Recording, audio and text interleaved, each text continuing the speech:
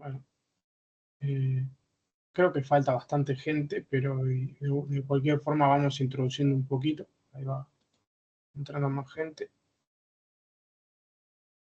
Supongo que irá entrando el resto de la gente cuando eh, en un momento. Pero bueno, por comentar un poco, al final, si ven el nombre del módulo cambió, igualmente es como una práctica que va a caer en el medio, 50-50, vamos a ver. Vamos a ver, por un lado, aprendizaje por refuerzo, que era el tercer aprendizaje que nos quedaba del módulo anterior, pero es un tipo de aprendizaje que conecta muy bien con la parte de Deep Learning, ¿no?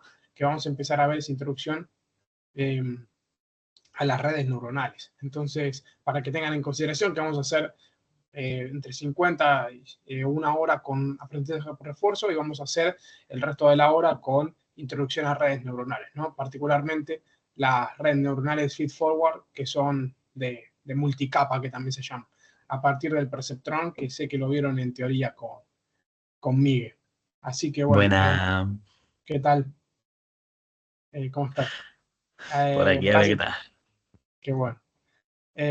Bueno, va a ser una práctica un poco más, no voy a decir difícil, porque tampoco es que sea excesivamente difícil, pero sí que va a ser más low level. ¿Qué quiere decir? Que vamos a ver estructuras con clases, vamos a ver estructuras matemáticamente un poco más profundas, problemas bastante más complejos, ¿sí? Porque el aprendizaje por refuerzo de los tres que hay, aprendizaje supervisado, no supervisado y obviamente por refuerzo, es el que más aplicaciones en el mundo real tiene, entre comillas, ¿no? Porque, por ejemplo, los coches autónomos, los robots de cualquier tipo, todos ellos pues aprenden los drones aprenden con este tipo de aprendizaje, ¿no? Porque la forma que tiene de aprender, y ahora después nos vamos a centrar en dos algoritmos específicamente, nos permite que sea muy general y es una de las más parecidas a cómo funciona nuestro cerebro, ¿no?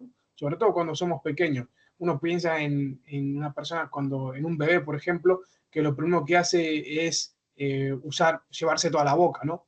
Y uno dice, ¿por qué hace eso? Bueno, no sé si ustedes sabían, pero el gusto es uno de los sentidos que más trabajados tienen los humanos Hermosito, cuando silénciate y nacen. eso, que estoy en clase, ¿vale, más? eh, que es uno de los sentidos que más desarrollados tiene el humano. Entonces, ¿qué hace el bebé? Pues se lleva toda la boca porque así entiende lo que hay. La vista no la tiene muy desarrollada, pues, y así hasta que se va haciendo más grande, ¿no? Pero las máquinas o el aprendizaje por refuerzo es muy similar. Va a maximizar todos los estímulos que tiene para entender el entorno al máximo. Y eso es particularmente cómo funciona el algoritmo Q-Learning, que Q viene que, si no me equivoco, de quantum, no tiene nada que ver con la cuántica, pero viene de ahí.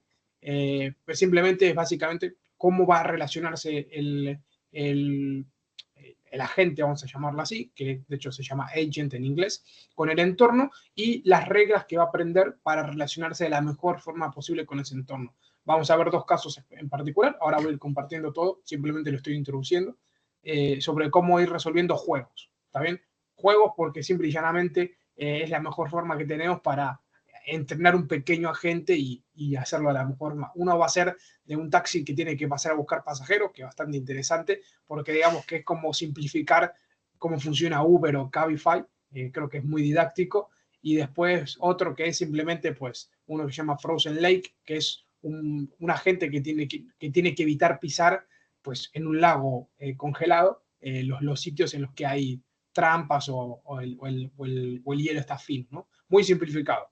Y después como decía, vamos a meternos en la parte más de redes neuronales, que también vamos a ver cosas muy interesantes en cómo hacer dos tipos de enfoque. Uno usando la librería Scikit-learn, que si les suena es la que venimos usando de facto para no supervisado y supervisado, simplemente para mostrarles que también uno puede hacer pues, redes neuronales muy sencillas con Scikit-learn. Y luego ya nos vamos a ir a PyTorch, que si recuerdan que sí que lo vieron, sé que lo vieron en teoría, que es la parte de Facebook, o sea, de Meta, con la que se hizo Llama, con la que se hicieron los grandes algoritmos que seguramente nos suenen a todos y hayan utilizado, los algoritmos de visión artificial de Facebook, todo lo que tiene que ver con Meta AI, el metaverso, todo detrás de todo eso, está PyTorch, ¿sí? Para que lo tengan un poco en consideración, que no es que estamos viendo cosas desactualizadas, todo lo contrario, estamos viendo el estado del arte, ¿está bien? Simple y llanamente para que tengan en consideración que hay herramientas Es decir, Google o Gemini está hecho con un módulo que se llama TensorFlow y Llama y todos estos de Meta están hechos con PyTorch. ¿Por qué vemos PyTorch y no TensorFlow? Porque a mí me gusta más. Seguramente si lo hubiese dado a otra persona daban TensorFlow. Simple y llanamente, pero sí me consta que con Miguel Ángel ha visto el playground de TensorFlow, o sea que digamos que vamos tocando un poco de todos los baremos, ¿no? Y es verdad que PyTorch es el más open source que hay por ahí. ¿Qué significa eso? La mayoría de modelos que sean abiertos te los vas a encontrar adaptados a PyTorch, ¿sí? Entonces, dicho esto, con este pequeño preámbulo, salvo que haya alguna pregunta, voy a compartir pantalla. Entiendo que todo, pues, al igual que siempre, lo que les digo, intenten prestarme atención, porque al final es que la idea es que sea una práctica lo más didáctica que se pueda. ¿Por qué? Porque vamos a ver, esperen que tengo un tema con el compartir pantalla, no sé qué pasa. Ahí va. Entonces, un minuto.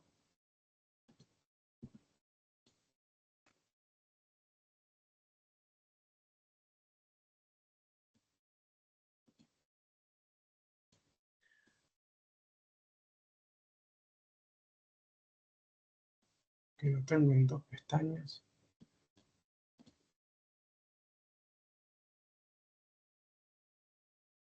A ver si ahora me deja. Vale.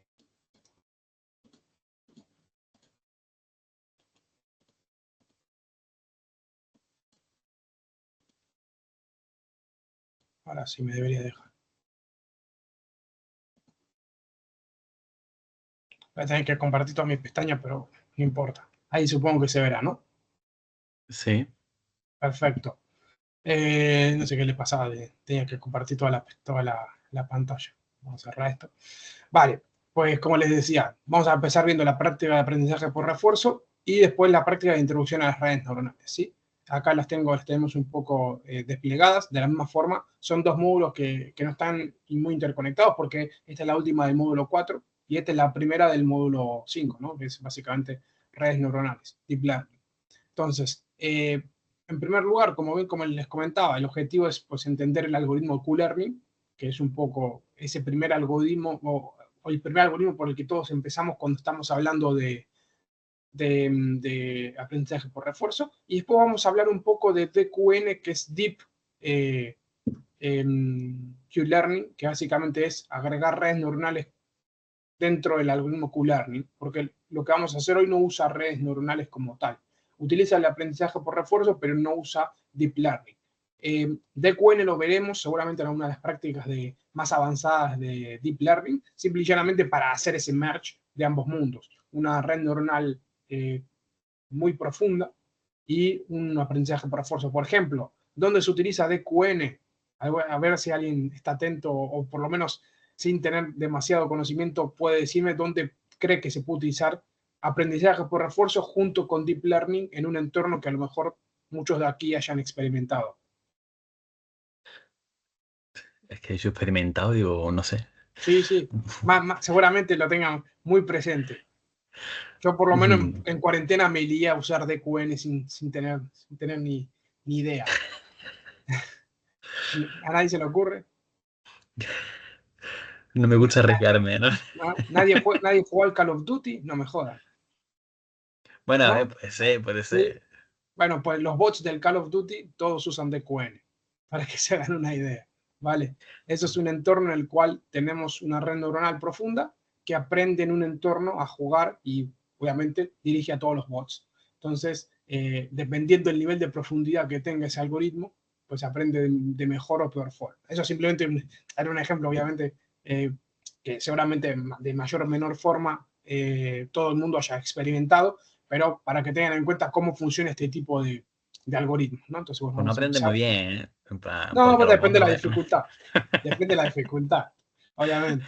Entonces, bueno, qué vamos a aprender? Los fundamentos del algoritmo Q-Learning, cómo aplicar aprendizaje por refuerzo, RL, Reinforcement Learning, las siglas en inglés de aprendizaje por refuerzo, con espacios de estados y acciones que son discretos. Esto es muy importante.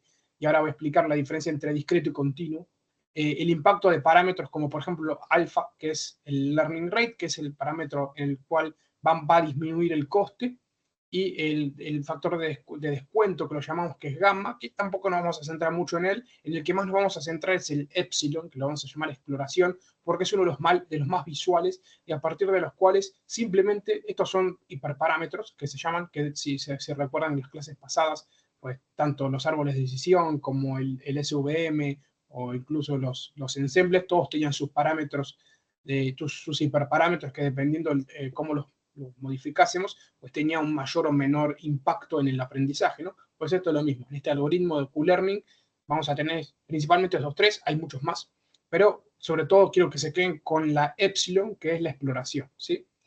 Y vamos a ver, obviamente, cómo evaluar el desempeño del agente entrenado. ¿Cuáles son los objetivos? Comprender el algoritmo cualitativamente, saber aplicarlo en un espacio discreto, comparar desempeño y convergencia, que esto básicamente es si llegamos a un entorno en el cual, como son juegos, la convergencia sería ganó y el desempeño sería cómo ganó, ¿no? Porque se puede ganar de muchas formas, ¿no? Entonces, dependiendo, vamos a saber si ganó bien o ganó mal, básicamente.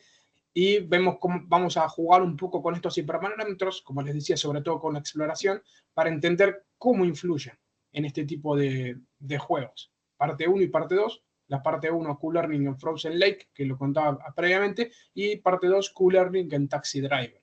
Se van a dar cuenta que vamos a usar un entorno que se llama GYM, que es de OpenAI, por si alguno no lo conocía. OpenAI, antes de tener los Large Language Models, sobre todo se enfocaba muchísimo en Reinforcement Learning, y una de las principales librerías que se puede utilizar, digamos, se llama GYM porque viene de Gymnasium, que es para entrenar nuestro Reinforcement Learning, es de OpenAI, ¿no? Entonces, esta librería prácticamente no, la hicieron desde cero, y de hecho cuando Elon Musk tenía acciones de OpenAI, para los curiosos, ahora ya no tiene más, pero en su momento sí que tenía impacto en las decisiones, y pues era cuando se trabajaba principalmente este tipo de algoritmos. Entonces, bueno, ¿qué es Frozen Lake? Vamos a empezar. Es un juego que básicamente es muy simple, de cuadrícula, que se conoce como Grid World, donde un agente, en este caso lo que queremos entrenar, debe desplazarse entre un punto a otro, ¿no? Entonces, desde la S, que es la posición inicial, hasta la G. Acá vemos un tablero muy sencillo, 4x4. El que vamos a hacer nosotros es 5x5, pero aquí simplemente para que tengan una visualización de cómo sería, ¿no? Y evitando, como decimos, caer en los agujeros. Acá simplemente puse una nomenclatura. S es posición inicial de la gente, es start, que aquí lo tenemos. F representa una casilla segura, que básicamente, como es Frozen Lake, obviamente también lo podemos ver como frío o frozen, que sería algo que por lo que puede caminar, digamos. Una H es un hole, un agujero, ¿no? Por eso la H, en el que sería un agujero en el hielo, por eso se llama Frozen Lake, y se cae al lago. Y obviamente G es el objetivo, la parte segura, ¿no? El goal. Entonces, vamos a ver dos tipos de... Bueno, la gente obviamente se puede mover arriba, abajo, izquierda, derecha. Esto porque es importante, y lo aclaro.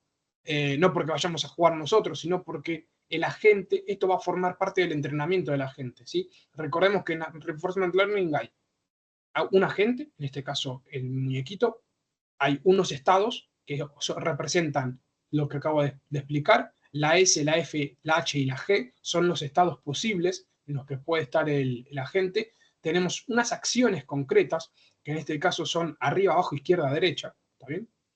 Y tenemos un objetivo, que en este caso es pues, llegar al estado G. El estado G es la única posibilidad que tiene la gente de ganar. Ese es el objetivo que hay que maximizar. Hay dos modos de juego, que uno es slippery, quédense conmigo, es simplemente una variable, que es true o false. Eso significa que el entorno es estocástico o determinista. Estocástico significa que la gente puede resbalar y moverse indistintamente en una dirección que no elegimos, ¿no? Que quiere decir que las F pueden tener un truco, que representaría lo que se resbaló y se deslizó 3 casilleros y a lo mejor se cayó en un hueco, ¿no? False, digamos que sería entorno determinista, en el que la gente se mueve exactamente donde nosotros elegimos. Nosotros vamos a trabajar con is slippery false, pero dejo a modo de ejercicio que simplemente cambiando la variable de false por true, uno puede hacer esta práctica sin problema y jugar con con el entrenamiento, ¿sí? Recompensas, que si recuerdan, en la teoría teníamos el algoritmo Q-Learning, tenía unas acciones claras que debería realizar, unas policies, que vamos a llamarlo reglas, que son los que, digamos, son la estrategia que tiene el agente para empezar a jugar, que en este caso sería, pues, me muevo para la derecha, me muevo para la izquierda, y a partir de esto vamos maximizando las recompensas que se llaman rewards. Esto se traduce en, simple y llanamente, en una función coste, ¿no? De la misma forma que lo teníamos, es la función que tenemos que optimizar. De la misma forma que, por ejemplo, no sé si lo recuerdan, pero para entrenamientos sobre todo de algoritmos como el árbol de decisión y un montón de otros, se optimizaban en el proceso de entrenamiento se optimizaba una función de coste, que es básicamente entender que estamos descendiendo el gradiente. Eso seguramente también les suene de teoría. Son muchos conceptos, pero quédense conmigo que al final todo va convergiendo, ¿sí? Son algoritmos de optimización, eso es el que vamos a usar. Vamos a partir de unos parámetros específicos y vamos a ir aprendiendo, entrenando al modelo y optimizando esa función. Justamente lo que aquí vamos a optimizar es esa función de reward. ¿Qué forma tiene? No es muy importante. Es importante que entiendan, como a lo largo de todas estas prácticas, el concepto. Al final, si nos dedicamos mucho en entender la matemática, en lo que hay detrás, es interesante, sí. A mí me encanta la matemática, pero pierde la practicidad, que es un poco lo que quiero darle al ritmo. Estamos viendo cosas que a lo mejor va a haber cosas que van a quedar un poco en el aire, pero con el tiempo se van a ir asentando porque al final se trata de eso, de entender cualitativamente cómo funciona Q-Learning, de lo que queremos y entender que ese algoritmo, ¿dónde puedo aplicar Q-Learning? Bueno, pues a un juego. ¿Puedo aplicárselo a la aspiradora Rumba? Sí, puedes aplicárselo. Si se complica, por ejemplo, si es una casa que es un estudio y no tiene muebles, seguramente con un algoritmo de Q-Learning no es distinto a, por ejemplo, el problema de Frozen Lake, perfectamente lo podemos aplicar a Rumba. Si en vez de decir que aquí hay huecos, le pongo un mueble y que el estado G es donde está sucio, en base a ciertos factores, es muy simplificado, ¿no? Pero se puede ver la extrapolación de este problema a lo que tiene que hacer Rumba. Al final, si el objetivo no es llegar al estado G, sino que es limpiar algo que esté sucio, al final yo puedo ir combinando este tipo de algoritmos para resolver todo tipo de problemas. De ahí que el aprendizaje por refuerzo sea uno de los aprendizajes más poderosos, porque si lo cambio de vuelta y me voy a algo mucho más complejo, como puede ser el Call of Duty, o como puede ser un dron en la guerra de Ucrania, me explico, que son escenarios súper complejos, pues este tipo de algoritmos son muy, muy, muy interesantes y muy robustos porque tienen la capacidad de adaptarse a ese tipo de entornos, ¿no? Después cuento un par de anécdotas que hice yo con este tipo de algoritmos, ¿no? Vale, pues vamos a arrancar. Esto lo explicaba recién, ¿no? Que tenemos el algoritmo Q-Learning. Hay algo que sí que me interesa con el que se queden, que es la definición de una Q-Table. ¿Qué es la Q-Table? Y vamos a ponerlo de forma muy sencilla. Es una matriz, ¿sí? Para que se queden con eso, que es de tamaño n estados por n acciones. Es decir, que no tiene por qué ser una matriz cuadrada, que básicamente sería que tiene el mismo número de filas de columnas de la misma forma. N acciones significa el número de acciones posibles que hay en el juego y n es el número de estados posibles, ¿sí? Entonces, dependiendo lo complejo que sea el juego, esa matriz va a ser bastante más grande. Y intentámoslo así. En el juego pues no va a ser una matriz muy grande porque hay pocas acciones, en concreto 4, y hay pocos estados accesibles. Entonces, digamos que no va a ser un problema difícil para este tipo de algoritmos. Pero si vamos aumentando el número de posibilidades, de ahí que venga el nombre de discreto, que era el que mencionaba arriba. Pero si vamos aumentando la complejidad, por ejemplo, un coche autónomo de Tesla, imagínense la cantidad de posibles acciones que puede hacer el coche de Tesla. Puede ir no solamente para adelante, para atrás, puede poner marchas, puede doblar, puede, no sé, derrapar, si lo queremos poner como una acción, aunque lo podemos simplificar un poco más, pero el número de acciones aumenta muchísimo. Y el número de estados también. O sea, podemos definir frenar ante un semáforo como un estado, podemos definir esquivar un peatón como otro estado, podemos definir dejar frenar ante un stop como un estado. Digamos que hay muchos estados. Entonces, digamos, o sea, pasa de ser un problema discreto, con pocos estados y pocas acciones, a un problema continuo. De ahí a que necesitemos deep learning, ¿no? Para poder mapear ese conjunto de esa Q-table que cuando se va haciendo más grande la Q-table define la complejidad del problema, ¿está bien?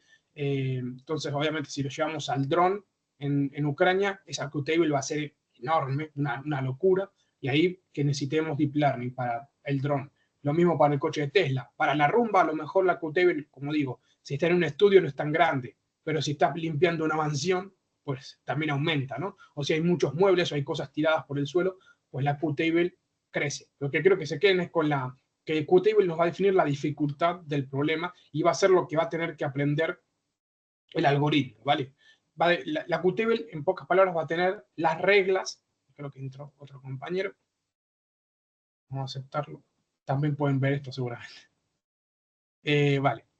Va a tener pues todo el set de lo que va a ser el problema. Si la Qtable está bien optimizada, pues básicamente acá, ¿no? El entrenamiento se puede usar el comportamiento aprendido ejecutando en torno con la Qtable entrenada. La Qtable va a definir lo bueno que es nuestro agente para ese problema, ¿no? Si todo ha ido bien, como ponemos acá, igual esto está escrito, lo pueden tener, el agente debería ser capaz de llegar a la meta de manera consistente, ¿no?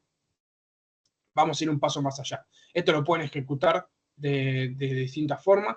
Esto cuando lo ejecuten, que acá puse esta línea, les va a pedir que reinicien el entorno, no hay problema, denle a reiniciar y vuelven a ejecutar y ya va a estar todo bien, ¿sí? Si alguno tiene algún inconveniente, simplemente es eso, le dan a play, les va a dar un error entre comillas, pero les va a pedir reiniciar el entorno, le dan a reiniciar y cuando lo vuelvan a ejecutar, les va a poner requirement already satisfied y simple y llanamente les va a aparecer bien. Ejecutamos esto que es el código, ¿sí? Tarda muy poco, básicamente es un algoritmo muy sencillo de entrenar porque el problema no es complejo. Entonces, acá vamos a establecer varios parámetros. ¿Sí? El primero que vamos a ver es, acá tenemos los hiperparámetros, 0,1 la tasa de aprendizaje con la que va a ir optimizando la función de coste. Tenemos gamma, que es pues, un factor de descuento que va a ir corrigiendo. El nivel inicial de exploración, ¿sí?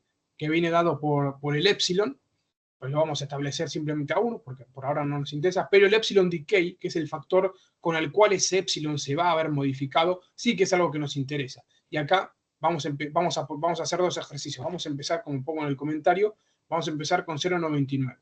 Y obviamente el número de episodios es la cantidad de veces que vamos a ir entrenando. De hecho, si se fijan, el loop del entrenamiento va por la cantidad de episodios que le estemos dando.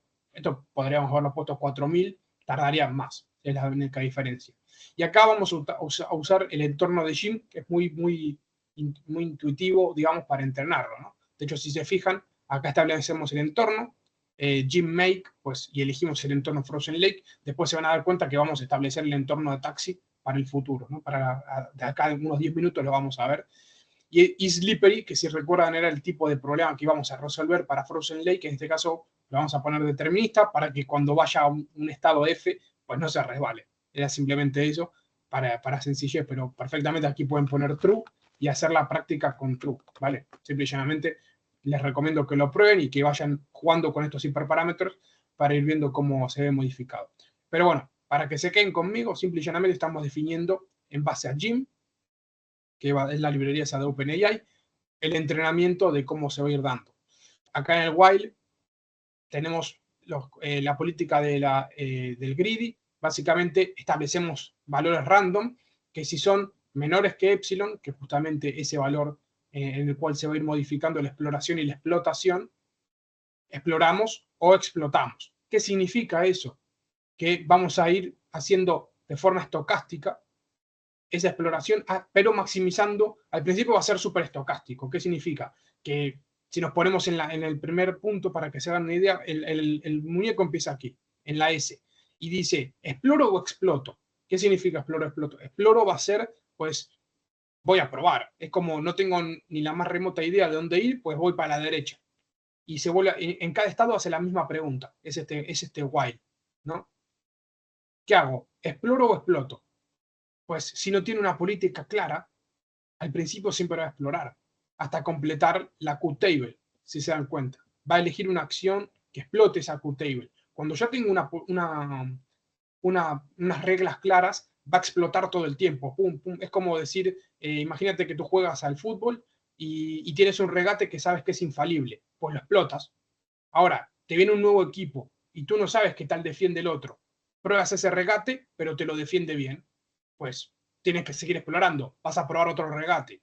Se dan cuenta que este tipo de algoritmos es muy natural en la forma en la que nosotros nos movemos por el mundo. Por eso quiero que se centren en lo intuitivo que es, no tanto en el código. El código, ya les digo, esto a medida que vayan avanzando lo van a entender bastante, ¿sí? Además es bastante corto, es muy, muy directo. Me interesa que entiendan cómo funciona el algoritmo Q-Learning y que es muy similar a cómo nosotros, sin darnos cuenta o sin pensarlo demasiado, nos movemos por la vida, ¿sí? Aquí ya le di play y el algoritmo terminó entrenando. En este caso vamos a darle la vuelta simplemente para que se vea.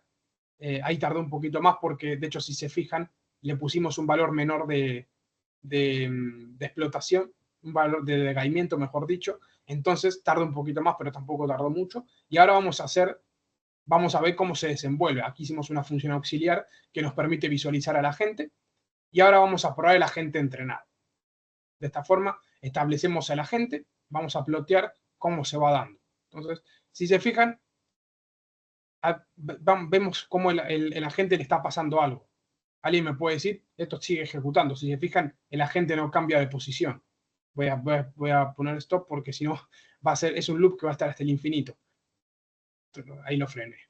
Porque fíjense que en cada iteración el algoritmo no sale del principio. El agente no sale del principio. ¿Por qué? ¿Alguien me podría decir por qué cree que no sale? Intuitivamente, no a nivel técnico. Porque no Porque tiene explota. penalización el saquito. No sé. Disculpa, ¿puedes decirlo de vuelta? ¿Quién? ¿Yo o él? No, El último que habló, que no estoy viendo. Tú, Sebastián. no, que nada, que había dicho sí, porque no tiene penalización el estar quieto, a lo mejor, y se ha quedado ahí. Supongo, no sé. Bueno, al final la penalización no la hemos tocado, pero sí, digamos que va un poco por el lado de que no converge. No converge porque hemos hecho un algoritmo cualitativamente, hemos tocado un factor que era el epsilon, que si vamos para arriba y repasamos de vuelta lo que decía el epsilon, es la exploración, ¿no? La exploración la hemos dejado tal cual, pero después hemos tocado la forma en la que va a explorar, que es justamente ese epsilon decay que lo vemos acá. Estos dos son los factores de exploración. Este epsilon decay va a ser con la forma en la que vamos a hacer la pregunta al final, ¿no? ¿Cuánto va a cambiar la epsilon? Justamente lo vemos aquí. ¿Cuánto va a cambiar la epsilon con respecto a ese factor de decaimiento? ¿Qué quiere decir? Que cuanto más se vaya acercando al Q-table esperado, menos va a explorar y más va a explotar. Es lo mismo que... A ver, creo que hay otro compañero. Es lo que les decía con el regate, ¿no? Si tú sabes que tu regate es muy bueno y haces fintas y te vas de todo Cristo, pues lo vas a hacer siempre. Ahora, si te viene alguien nuevo que no sabes cómo defiende y le haces el regate y no te funciona, pues vas a tener que explorar de vuelta en vez de explotar.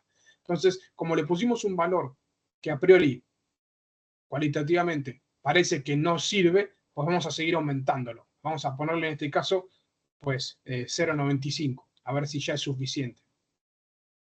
Vamos a ver que ahora tardó un poco menos en entrenar y ahora vamos a probar el agente de vuelta. Fíjense que ahora sí llega a la posición que queremos, ¿no? Modificando ese valor. Para que vean que no estoy engañando a nadie. Si volvemos a poner 0,9 aquí, 0,99 y lo entrenamos de vuelta, va a tardar un poco más. Ahí la flechita nos va indicando cómo se va dando. Ahí terminó. Y lo ejecutamos de vuelta. Fíjense que de vuelta está sin moverse, ¿no? Vamos a frenarlo porque si no va a estar en un loop. Y de vuelta, si ponemos aquí pues 0,99 y lo entrenamos, va a tardar un poco menos porque lo maximiza. Y de vuelta, pues aquí el agente, de hecho ahora tomó otro camino, antes había ido por aquí abajo y ahora fue por arriba, pero el resultado es el mismo. Ese es el poder, digamos, de este tipo de algoritmos, que tocando un par de parámetros muy sencillos, pues nos damos cuenta el poder que tiene. Y son reglas muy sencillas. Al final, uno ve, nuestro cerebro lo hace en un Cristo, ¿no? Pero básicamente es muy poderoso. Y tocando un número, ¿no? Vamos modificando. Imagínense si tenemos una red neuronal, ¿no? El potencial que adquirimos. De ahí que, por ejemplo, las últimas versiones de OpenAI, de ChatGPT y estas cosas, estén agregando este tipo de entrenamiento en su día a día. ¿Por qué? Porque le permiten agregar mucha más profundidad y nuevos tipos de interacciones con los entrenamientos que el aprendizaje supervisado que antes usaban y que siguen usando, pues no les dan, ¿no? Es como que explota la capacidad de entrenamiento que tienen este tipo de modelos. ¿Alguna pregunta hasta ahora? Pero se va viendo el valor, ¿no? Se va viendo el efecto cualitativo de cómo podemos ir jugando con este tipo de entornos. Más allá de que a lo mejor la parte por detrás matemáticamente pues pueda ser más o menos compleja, que tampoco es tan compleja, se puede entender muy, muy fácil, pero sobre todo el concepto. ¿Alguna pregunta, alguna duda antes de pasar a la parte de Taxi Driver? Vale, pues seguimos. Perfecto. Pues vamos al segundo ejemplo. Vamos a seguir utilizando Q-Learning. En este caso, Taxi Driver, muy buena película, pero en este caso es un juego, ¿no? Que también es un juego de Jim, que básicamente de vuelta, si se fijan, es muy, muy parecido el entorno, pero en este caso vamos a agregar otro tipo de estados, ¿no? Por ejemplo, es un entorno clásico de OpenAI Jim, que acá lo explicamos, que a diferencia de Frozen Lake, es un entorno con más estructura y obviamente más recompensas. Entonces, es como que le pusimos una segunda o tercera marcha a lo que era el primer entorno. Igual sigue siendo, si se fijan, de Grid World, pero ya vamos aumentando la complejidad y se va asemejando pues, a problemas más reales, ¿no? En este caso, los estados, ¿cuáles son? R, G, Y y B, son ubicaciones donde pueden estar los pasajeros o el destino. Es decir, que ahora en vez de haber un solo puesto para ganar, hay varios, ¿sí? El taxi obviamente puede moverse al igual que antes, arriba, abajo, izquierda, derecha. En este caso, como estamos orientándonos, le pusimos norte, sur, este, oeste, pero de vuelta a efectos prácticos, 4 tipos de acciones, pero le agregamos otras 2 más, eso para moverse. Pero ahora también puede recoger y dejar al pasajero. Entonces ya no tenemos 4 acciones, tenemos 6, ¿sí? Y tenemos pues más estados, ¿no? Porque el estado puede ser que esté llevando a una persona, pues, digamos que la matriz, esa matriz Q-Table pues va a ser un poco más grande. De todas formas sigue siendo discreto, ¿está bien? Pero vamos a agregar distintos objetivos. Por ejemplo, puede recoger un pasajero en cualquiera de las ubicaciones, perfecto. Llevarlo al destino correcto, que puede estar en cualquiera de esas 4 ubicaciones, ¿no? Ahora, de hecho, lo limitamos. Si se fijan, el pasajero solamente puede estar aquí, pero podríamos haberlo puesto que pudiese estar en cualquier zona del tablero, ¿sí? O sea que este programa se puede seguir complejizando. Vamos a evitar movernos innecesariamente, es decir, que cada paso nos va a costar algo. ¿Qué quiere decir? Antes no lo habíamos puesto, lo del coste. Antes era solamente recompensa, pero ahora vamos a decir que si hace movimientos en vano, vamos a penalizarlo. Ahora vamos a ver a qué me refiero. Y para evitar errores, como por ejemplo recoger o dejar al pasajero en un lugar que no tiene que dejarlo, también hay una penalización. En vez de ser Cabify que le da una mala puntuación o Bolt, en este caso también lo vamos a penalizar al conductor. ¿Y cómo son esas recompensas? Más 20 si deja al pasajero en el lugar correcto, es decir, en la posición que le estamos diciendo, menos 1 por cada movimiento que hace de más. En este caso sería como lo que tiene que pagar como si fuese el taxímetro, ¿no? Que va contando en este caso cada vez que se mueve, pues como si fuese gasolina. Va bajando esa recompensa y menos 10 se intenta recoger o dejar al pasajero en un lugar que no sea correcto.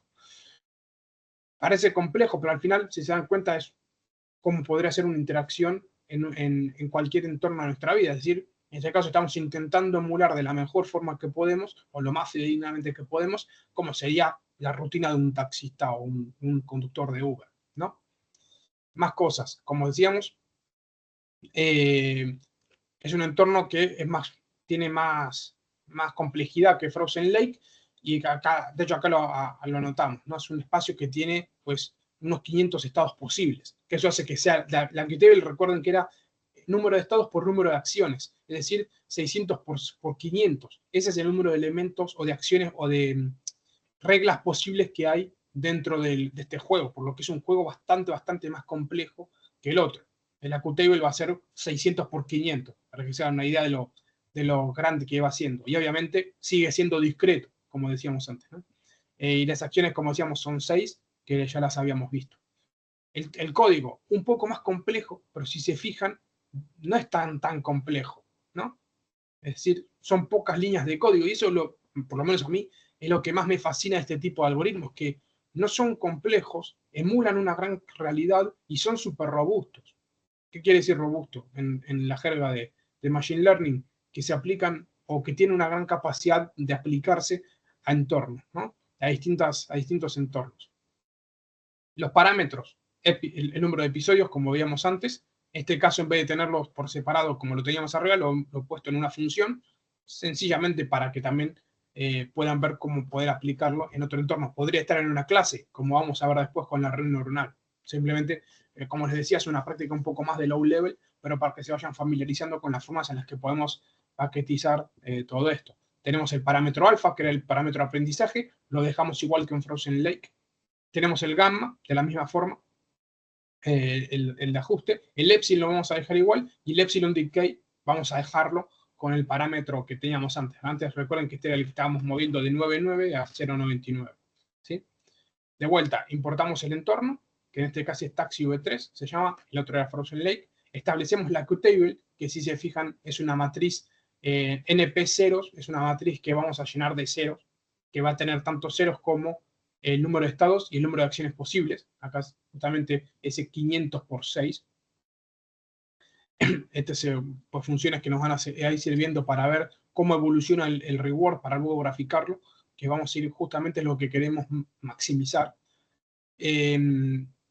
Maximizar en el sentido de que cuanto más se hace reward, más capacidad de aprendizaje va a tener el sistema. Igualmente vamos a ir viendo que ese reward no va a ser fijo si lo ejecutamos varias veces, sino que va a tender a un valor, va a ser como una asíntota, y va a ser justamente a lo que vamos a apuntar. Obviamente, el bucle de entrenamiento, este es el entrenamiento, que acá no lo anoté, pero lo podemos poner, es el entrenamiento, al igual que antes. Y si lo ejecutamos, todavía no entrenó porque es una función. Después tenemos una función que nos va a permitir pues, evaluar, la gente en este caso sería ver cómo lo está haciendo también. Y esta función que nos va a servir para plotear el reward, simplemente para ver pues, cómo fue evolucionando. Y acá lo vamos a aplicar. Llamamos a train taxi Q-learning con los parámetros y con los hiperparámetros. Aquí lo podremos modificar. Y vamos a ver cómo se va dando ese entrenamiento. Va a tardar un poco más que el otro por la complejidad y porque es un entorno con una Qtable más grande, pero fíjense que tarda pues bastante poco. El entrenamiento ya finalizó y ahora simple y llanamente está evaluando el taxi de vuelta. Entonces ahí podemos ver que lo que les decía, empezó con una recompensa muy baja, porque esto, para que sean una idea, es el algoritmo repitiéndose una y otra vez por 5.000 episodios. Es decir, el algoritmo se corrió 5.000 veces. En otras palabras, el taxi manejó 5.000 veces. La primera fue malísima, como podemos ver acá. Esto es la recompensa. Pero poco a poco, ¿ves? En torno al episodio 1000, después de haber conducido 1000 veces, es donde empezó a ir aprendiendo. En el episodio 2000, pues ya dijo, de lujo, yo ya sé manejar. Y así vamos viendo cómo a medida que va, esto parece como el carnet de conducir de una persona, ¿no? En los primeros es malísimo, y a medida que va aprendiendo, pues se va optimizando, ¿no? Si esto lo dejásemos más, seguramente se va haciendo más viejo y cae de vuelta. Nada, en este caso no. Pero vamos viendo cómo es muy visual, digamos. Este tipo de, más allá, más que el supervisado o el no supervisado, el por refuerzo es uno de los más chulos porque verdaderamente podés ver y podés plasmar directamente cómo este tipo de aprendizaje se va dando. Y es súper interesante porque, de vuelta, yo soy muy pesado, pero es un algoritmo muy sencillo que nos permite entender entornos que son muy complejos, ¿no?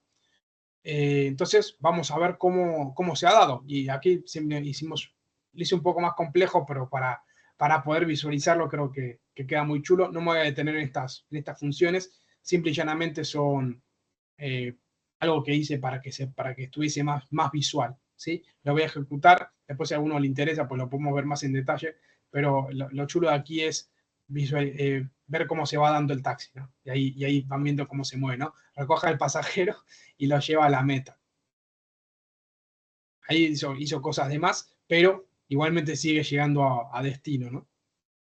Si lo corremos de vuelta, pues va a dar otro resultado. Ahí va, ¿no? Empieza el taxi, recoge al pasajero y lo lleva a la meta. En este caso, pues fue más directo. Una tercera vez, sencillamente para que se vea que va cambiando y el taxi se puede adecuar a diferentes tipos de entorno. Literalmente es cómo funciona un coche de Tesla, muy, muy simplificado, si trabajase para Cabify, ¿no? ¿Preguntas, dudas? No, ¿No? no sé lo demás. Podemos jugar, por ejemplo, con el parámetro que les comentaba antes, ¿no? Que era el epsilon decay, como lo veíamos antes. Y justamente vamos a llegar al punto, ¿no? En este caso, que aquí lo comentamos. Podemos jugar con ese parámetro y ver cómo va haciendo el taxi. Vamos a hacerlo. Simplemente efectos prácticos. Vamos a ponerlo de vuelta, por ejemplo, en 0.9, a ver qué tal se comporta. ¿Sí? Lo ejecutamos. Seguramente tarda un poco más que antes. Vamos a dejarme que vaya entrenando. Esto les recomiendo que vayan tocando todo lo que puedan, ¿no? Acá si se van dando cuenta, pues también pues entrenó y convergió. Vamos a ver qué tal lo hace.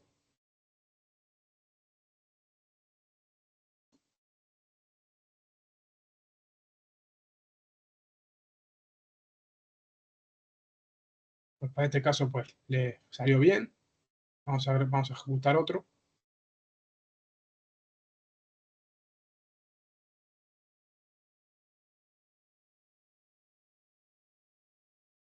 Digamos que también converge, ¿no? Depende, eso seguramente sea por el número de episodios. Pero bueno, de igual forma, les recomiendo que jueguen. Ya ven que aquí tocando los parámetros podemos poner 0.99. Podríamos ponerle, por ejemplo, 0.6. Imaginemos que le ponemos 0.1. Muy poco, ¿no? Que no cambie nada. Esto va a tardar bastante más, evidentemente. Si veo que tarda demasiado y no converge, lo corto. Simplemente para que vayan viendo. Pues ahí también se le dio. Pero fíjense que se va modificando, ¿no? Les recomiendo que jueguen con esto, que vayan viendo cómo se da.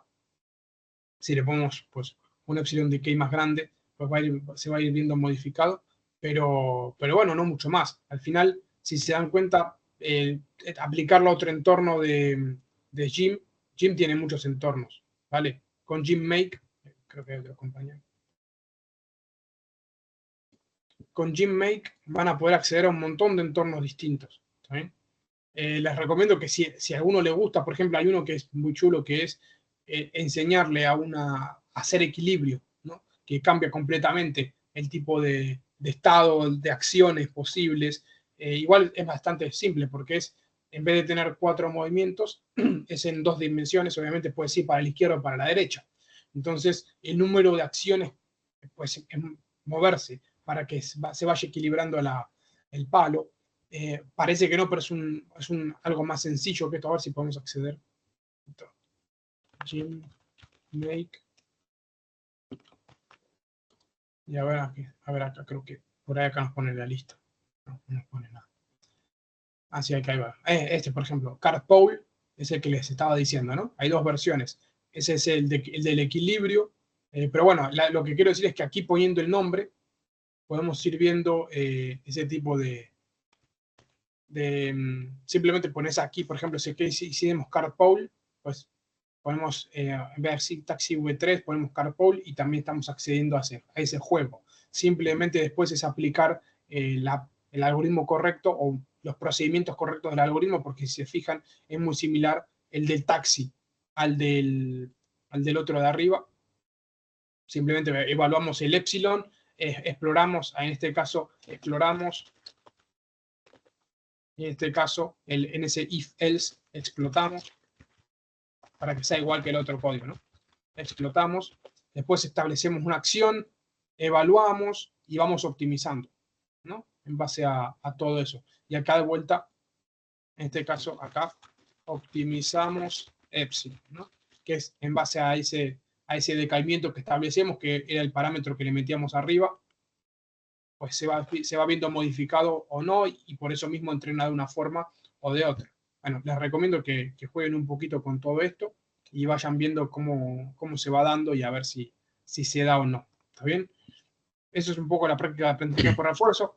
Como les decía, al final seguramente del módulo 5 hagamos como una especie de merge entre, si no da tiempo, de Deep Learning y aprendizaje por refuerzo para aplicar el algoritmo que aquí lo mencionamos de pasada, DQN, que es como les digo, ¿no? Al final, el DQN es el aprendizaje Q-Learning, muy similar, pero en este caso con una red neuronal por detrás, que puede ser perfectamente como lo que vamos a ver ahora, ¿no? Una Feed-Forward Neural Net, puede ser una convolucional, una LSTM, un Transformers como es la que tiene ChatGPT por detrás. Acabo de decir, muchos modelos de redes neuronales. No sé, no hace falta que se queden con ninguno, simple y llanamente que entiendan que pues, el merge se llama Deep Reinforcement Learning, ¿no? Que es Deep Learning con Reinforcement Learning. ¿Preguntas, dudas?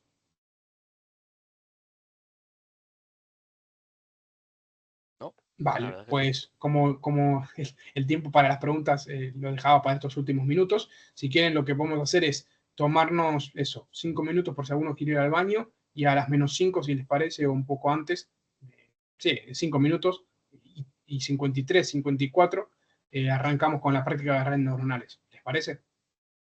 Vale, vale. Ok, perfecto. Genial. Pues ahora compartimos de vuelta. Hasta ahora. Hasta ahora.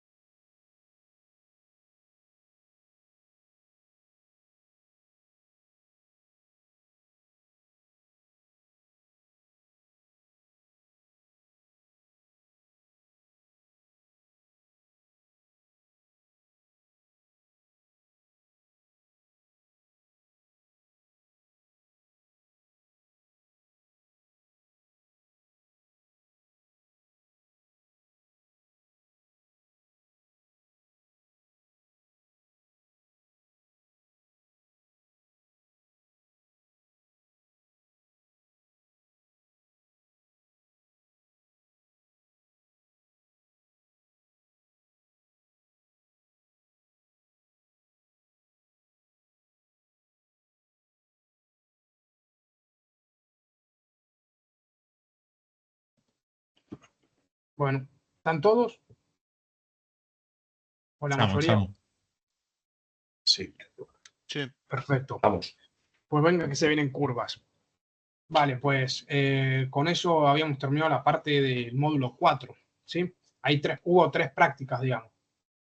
Por lo que bueno, un gran compendio de 3 prácticas. La parte de la limpieza de datos, la parte de aprendizaje supervisado, la de no supervisado, bueno, 4. Y la parte de por refuerzo, que era esta última, ¿sí? 3 que estaban más conectadas, que era sobre un mismo dataset.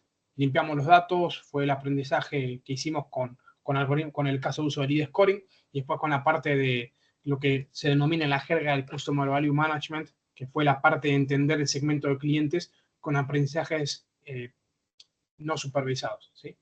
Y después, pues, un poco más aislado, el aprendizaje por refuerzo, pero no menos interesante, con este algoritmo Q-Learning y bueno, la breve introducción del DQN, que esperemos nos dé tiempo a hacerlo al final del módulo 5, con algún otro caso un poco más complejo, ¿no? Vale, ahora nos toca, digo curvas porque es un poco más complejo a nivel de código, no a nivel de por ahí aplicarlo, porque los problemas, o sea, perfectamente, por ejemplo, para que se hagan una idea, se puede resolver el lead scoring con una red neuronal, perfectamente. Es decir, hacemos una clasificación binaria y lo vemos sin problema, y los resultados son, pues, medianamente similares. Seguramente un poco mejores que los algoritmos que vimos, pero no tanto, no mucho mejores, ¿no? Pero también lo podemos aplicar a tareas mucho más complejas. ¿Alguien sabría decirme, sin entrar mucho en detalle, por qué una red neuronal tiene más capacidad de ser, tiene una capacidad de ser mejor que un árbol de decisión, o un ensemble, o un SVM, que son los algoritmos que vimos en las prácticas?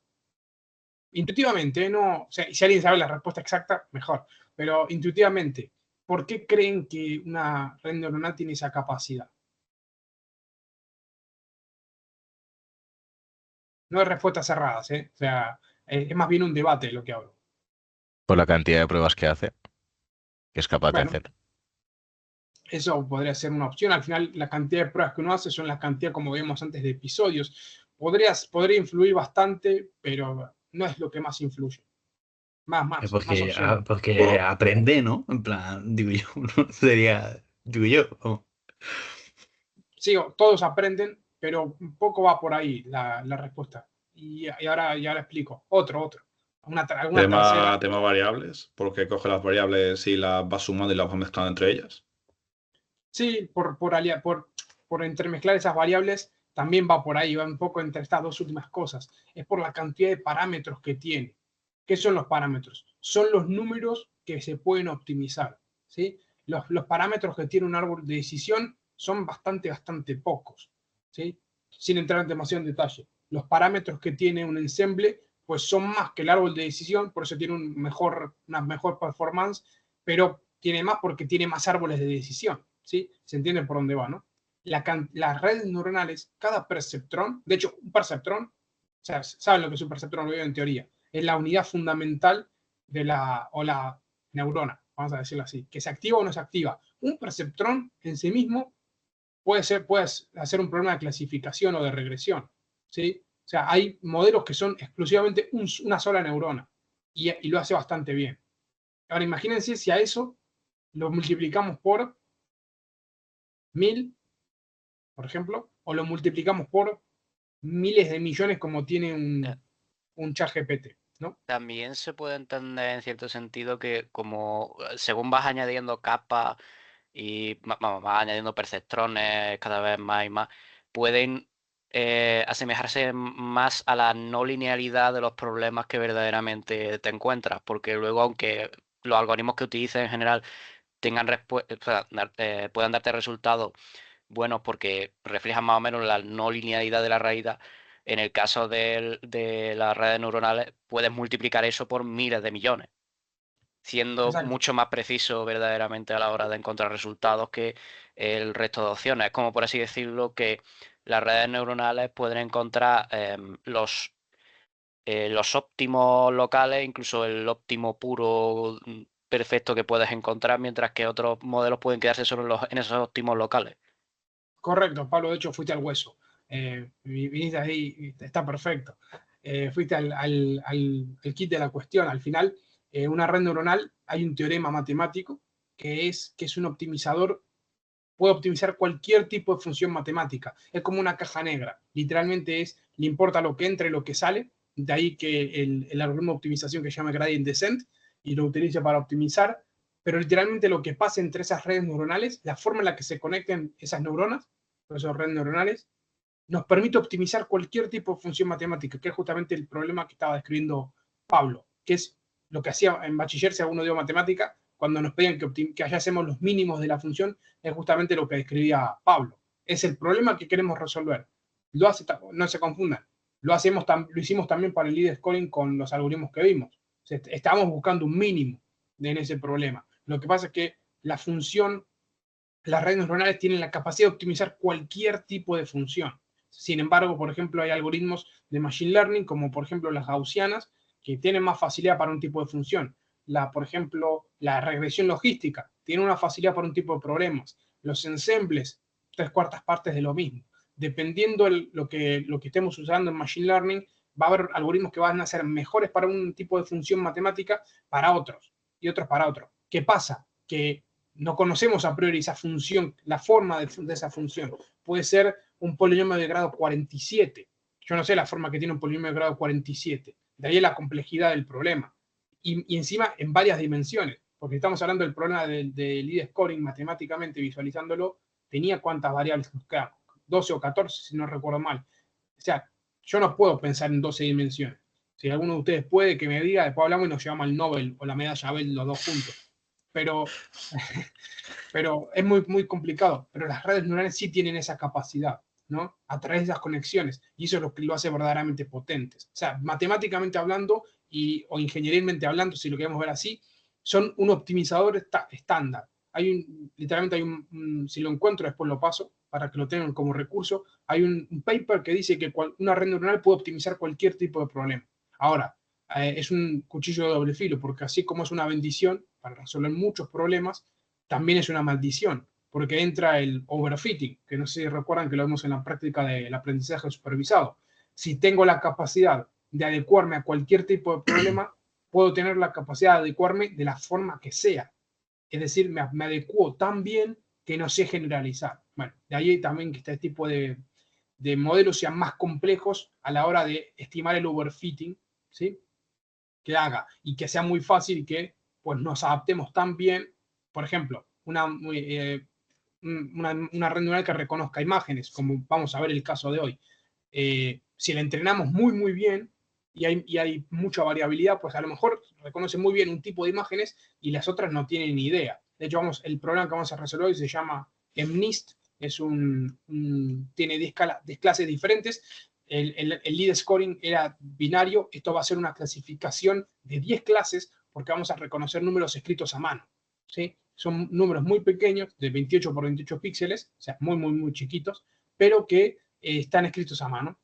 Ya hecho así a propósito para que sea de dimensión baja, pero si fuese una imagen de 400 por 400, sería algo más complejo. Ahí ya la red neuronal que vamos a usar ahora no nos serviría, tendríamos que entrar en otro tipo de redes neuronales. Pero bueno, no se pierdan tanto en esto, sino en que vamos a resolver un problema complejo al final, ¿no? Que va a ser de clasificación de imágenes.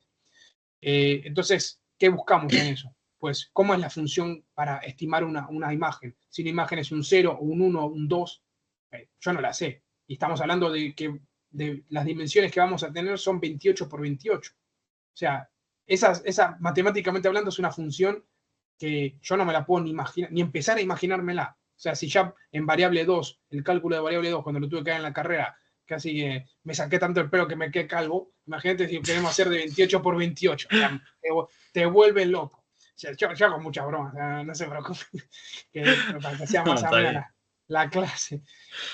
A mí me pasa lo mismo por lo que veo, pero... Sí, es cosa de la empresa, es cosa de la empresa. No se metan en Human 3. Entonces, la idea es esa, ¿no? Pero son muy buenos optimizadores las redes neuronales. Creo que es la introducción esta para que se queden con esa idea. Entonces, bueno, dicho esto, voy a pasar a compartir. ¿Sí? Me dicen si se puede ver. Vale. Se puede ver, ¿no? Sí. Sí. Genial. Entonces, práctica de introducción a las redes neuronales. Vamos a ver un poquito brevemente a qué nos vamos a enfrentar. En este caso, como decías, acá un poco de chapa. Son modelos inspirados en el funcionamiento del cerebro humano. Sí, ya lo saben. ¿En qué nos vamos a centrar? Pues una de las más sencillas, que es, se llama, ya saben que en Machine Learning, sobre todo en ingeniería, les gusta ponerle nombres fancy a las cosas. En este caso se llama Feed Forward Neural Net. No es más que agarrar muchos perceptrones, ponerlos todos juntos y en muchas capas. Literalmente es una función multicapa, que también se llama así. De hecho, en la librería que vamos a usar de Scikit-learn se llama Multilayer Perceptron o Perceptron multicapa. ¿Sí? Las perceptrones las podemos poner de muchas formas y nos van a dar estructuras de redes neuronales muy interesantes. ¿Sí? Simplemente para que se queden con una idea, el perceptrón no es el único tipo de neurona artificial que hay. ¿Sí? Hay muchos tipos de neuronas artificiales. Por ejemplo, hay una neurona que se llama recurrente, o LSTM, más sofisticada, ¿no? Long Short Term Memory. Seguramente lo veamos en la parte de Deep Learning, que es el tipo de neurona que tienen por detrás los modelos de OpenAI, o los modelos que se denominan Transformers. También lo vamos a ver en el modelo, en este módulo de Deep Learning. Pero es distinto a lo que tiene un perceptrón. Después tenemos otras estructuras que son más enfocadas en recurrencia, hay otras que son más estocásticas, como pueden ser las máquinas de Boltzmann, que de hecho se llevaron el Nobel hace poco. No sé si alguno lo vio, el Nobel de Física. Se lo dieron a las redes neuronales, que eran máquinas de Boltzmann, y la otra era la neurona de Hopfield Network, las neuronas de Hopfield, que se utilizaron para hacer descubrimientos, pero son tipos distintos de redes neuronales. ¿Sí? Dependiendo del tipo de neurona, pues vamos a tener un tipo de red neuronal u otro. En este caso, como vamos a empezar por las más sencillas y en la primera ¿Puedes práctica. combinar neuronas? Las que quieras, Bueno, por ejemplo. sí. No, te voy a dar un ejemplo que no es que combina neuronas, sino que combina tipos de procesamiento. Hay una red neuronal que se llama CNN, si la ven por ahí, que se llaman Convolutional Neural Network, que tienen varias estructuras. No es que combinen neuronas, sino que combinan formas de procesar cosas. En las últimas capas son una Feed-Forward Neural Net. Y cuando digo en las últimas capas me refiero literalmente en las capas de decisión. Pero en las capas principales tienen no son neuronas, pero vamos a decirlo, son una capa que se denomina capa convolucional. ¿Qué hace? Imagínate que quieres, a ver si lo puedo buscar acá. Convolutional. Acá, esta imagen me sirve. Se puede ver, ¿no? Ujú. Esto es una Feed-Forward Neural Net, que tiene 4 capas. 1, 2, 3, 4. La última es la salida, lo que vamos a ver hoy. Hoy nos vamos a centrar en esta parte, ¿sí? Que se llama Fully Connected Layer, porque están todas conectadas entre sí. Podríamos haberlo conectado una con una, bueno, no importa. Esto es una Feed-Forward Neural Net. Pero después, la CNN tiene todo este tipo de compendio, que podemos llamar lo que son otras neuronas, pero al final son capas, ¿sí? ¿Qué significa? Que son capas convolucionales. Es como si tuvieses una imagen que voy recorriendo, en este caso tiene una cebra, y la va recorriendo toda, píxel por píxel, o en este caso puede ser un kernel que se llama de 3x3, como una ventana que va recorriendo la imagen, y la va haciendo cada vez más pequeña, hasta quedarnos con unos datos que van a meterse de vuelta en las últimas capas, que son las Feed-Forward Neural Net, hasta dar el output. Que el output puede ser, es una cebra, o perdón, es un mamífero, es un reptil, o es un ovíparo. No soy biólogo. Pero que puede ser un problema de clasificación, en este caso, de 3 clases, ¿no? Para reconocer cebras. O puede ser binario. Si tuviésemos 2 neuronas, podría ser si es una cebra o si es un caballo. O podría ser si un perro o un gato. El que vamos a resolver hoy va a ser este. De hecho, este es el 2. Sería el 2 que vamos a resolver hoy. Que en este caso lo está mostrando con una convolucional. Pero nosotros lo vamos a hacer, es mucho más sencillo. Y vamos a usar simplemente la última capa, esa es la última parte de neuronas para resolverlo. No sé si responde a tu pregunta. Esto es un ejemplo de ese tipo de cosas en las que podemos combinar. No es que combinemos neuronas, sino que combinamos capas, ¿sí? Eso sí que lo vas a ver más. Es decir, una capa para procesar la imagen al principio y luego unas capas que van a aprender, digamos, ¿no? Eso lo tiene un montón, ¿cómo se llama este? OpenAI.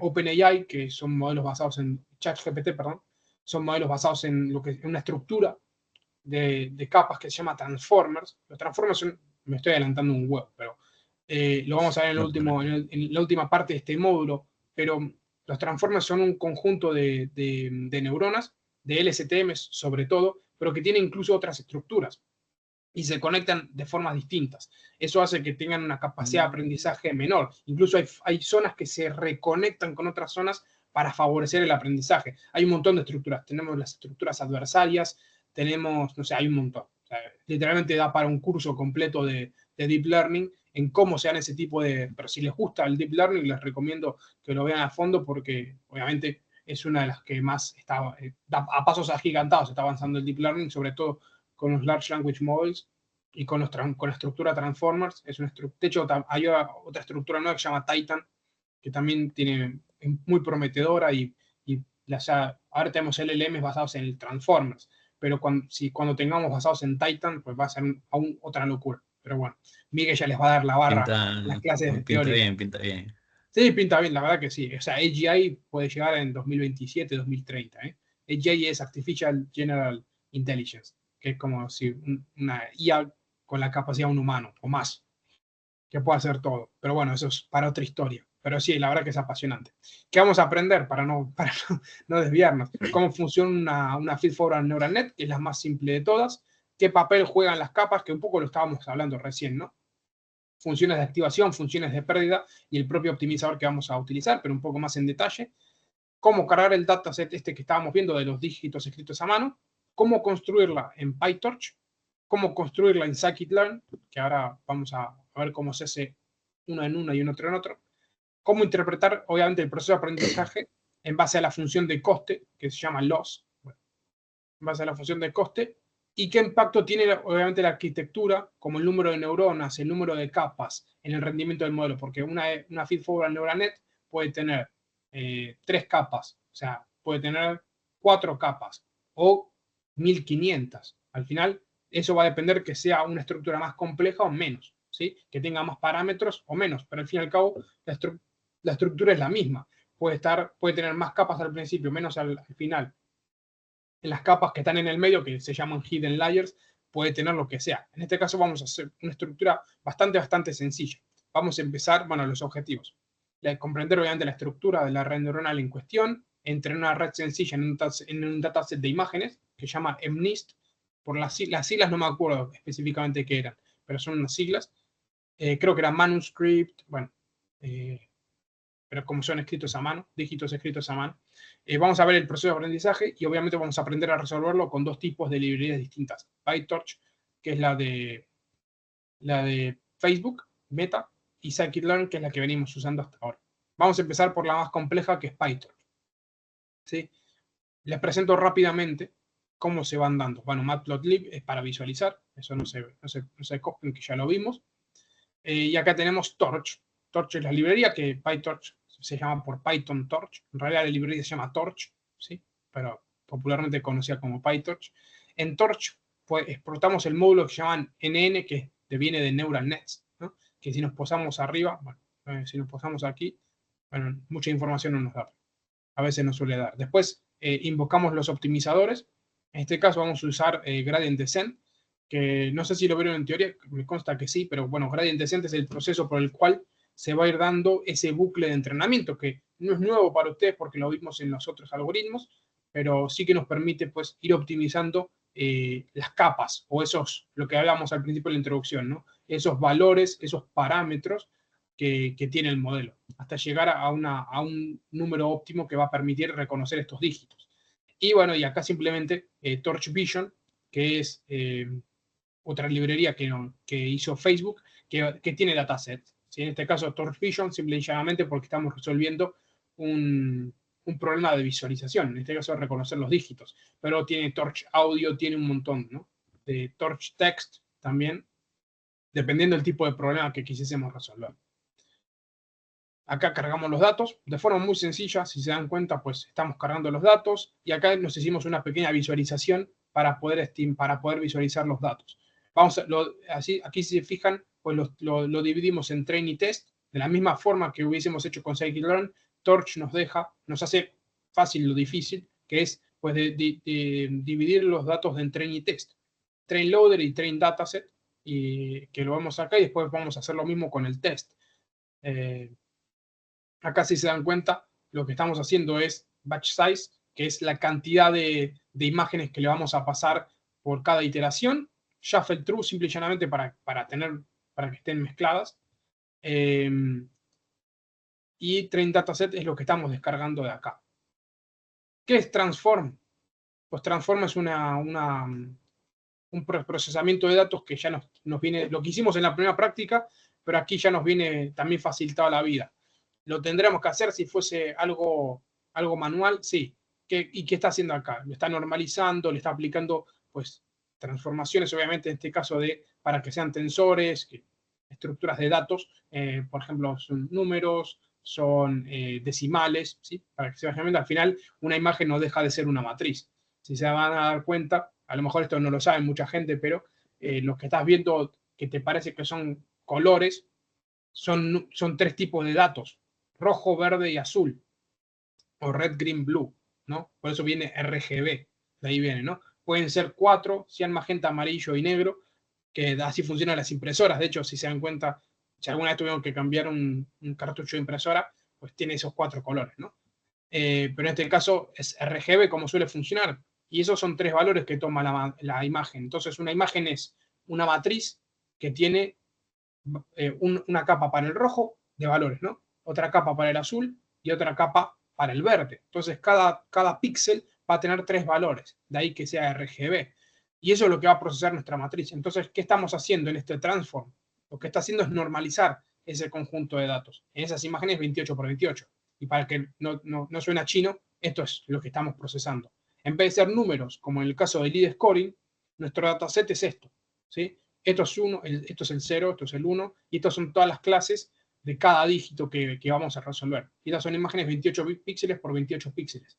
Simplificado, ¿por qué? Porque en vez de ser el 9 de un color y tener 3 valores, son en black and white. Eso hace que nos bajemos un montón la complejidad del problema. ¿Sí? Hasta ahora, preguntas. ¿Se entiende? Sí. ¿Qué no se entiende? Hay que entender un poquito mejor el código, pero lo que es el rollo sí. El concepto. Vale, acá lo que estamos viendo es el dataset, ¿eh? O sea, todavía no hemos entrado en cuestiones de la red. Simplemente estoy introduciendo la forma en la que PyTorch nos permite acceder a este dataset.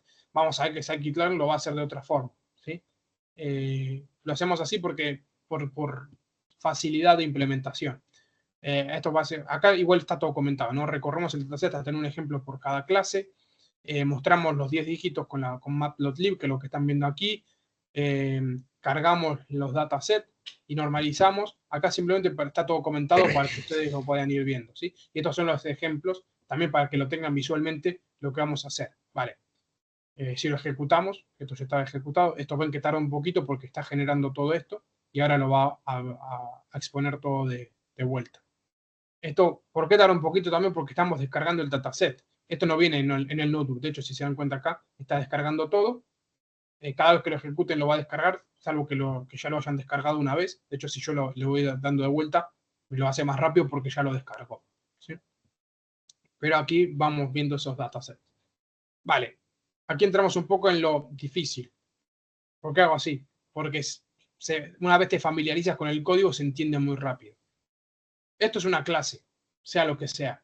No estamos programando, así que quédense con que una función y una clase, o sea, vamos a buscar una función para que se me entienda. En la del taxi. Esta, def, y una función, lo que habíamos dicho, es un espacio de código que Python entiende que yo le voy a guardar algo y que lo puedo utilizar más adelante. ¿Sí? Una función se llama porque recibe unos parámetros y devuelve otros. ¿Sí? Pues una clase, 3/4 partes de lo mismo, tiene muchísimos matices diferentes, pero, por ejemplo, en este caso, puede tener varias funciones dentro. ¿Sí? El init, me voy a meter un terreno pantanoso, pero el init es lo que se llama un constructor, que es cuando definamos una clase por primera vez, siempre voy a buscar al constructor, que es lo que, imaginemos que definimos una clase de Agustín, ¿Qué podría haber en el constructor? Pues calvo, argentino, sabe de El IA. nombre, no. El nombre, sí, Agustín, perfecto, exactamente. Todo lo que defina a Agustín de forma básica. Después le podemos agregar lo que sea, ¿no?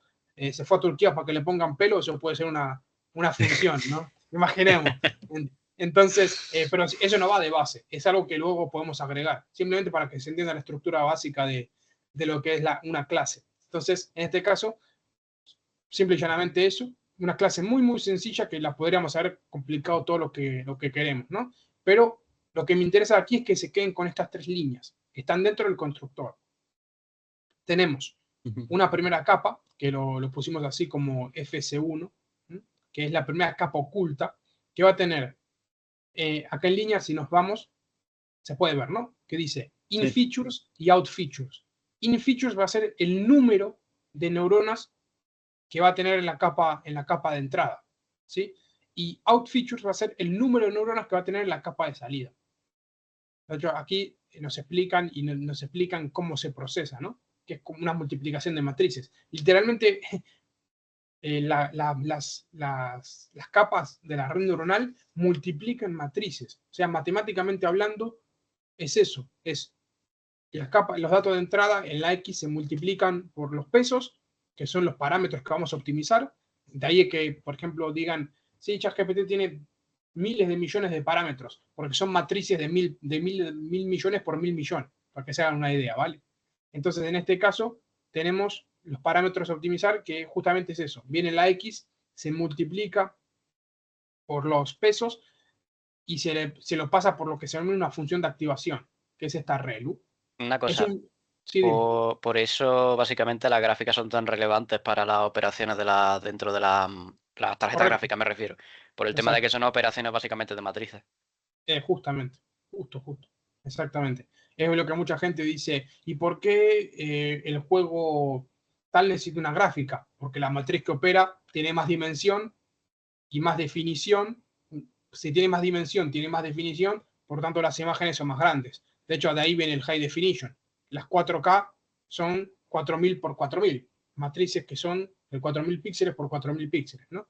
Entonces, por eso que las GPU, las Graphic Processor Units, sean muy buenas para eso. Y luego tenés las TPU, que son Tensor Processor Units, que no se usan para juegos, sino se usan para redes neuronales y todo eso, que hacen que el Deep Learning pues, se pueda entrenar más rápido. Si no, esto es un proceso muy lento de entrenar. Por eso se dice que las redes neuronales tardan días, en algunos casos, en entrenar, o incluso semanas. ¿Por qué? Porque son datos tan grandes y procesos tan lentos y muchísimos parámetros por optimizar que pues, se tarda cada vez más dependiendo del tamaño. Esta, como es una red neuronal muy pequeña, en este caso tenemos, de entrada tenemos 28 por 28, que ahora mismo no me la sé, pero como tenemos Python acá, vamos a hacerlo 28 por 28.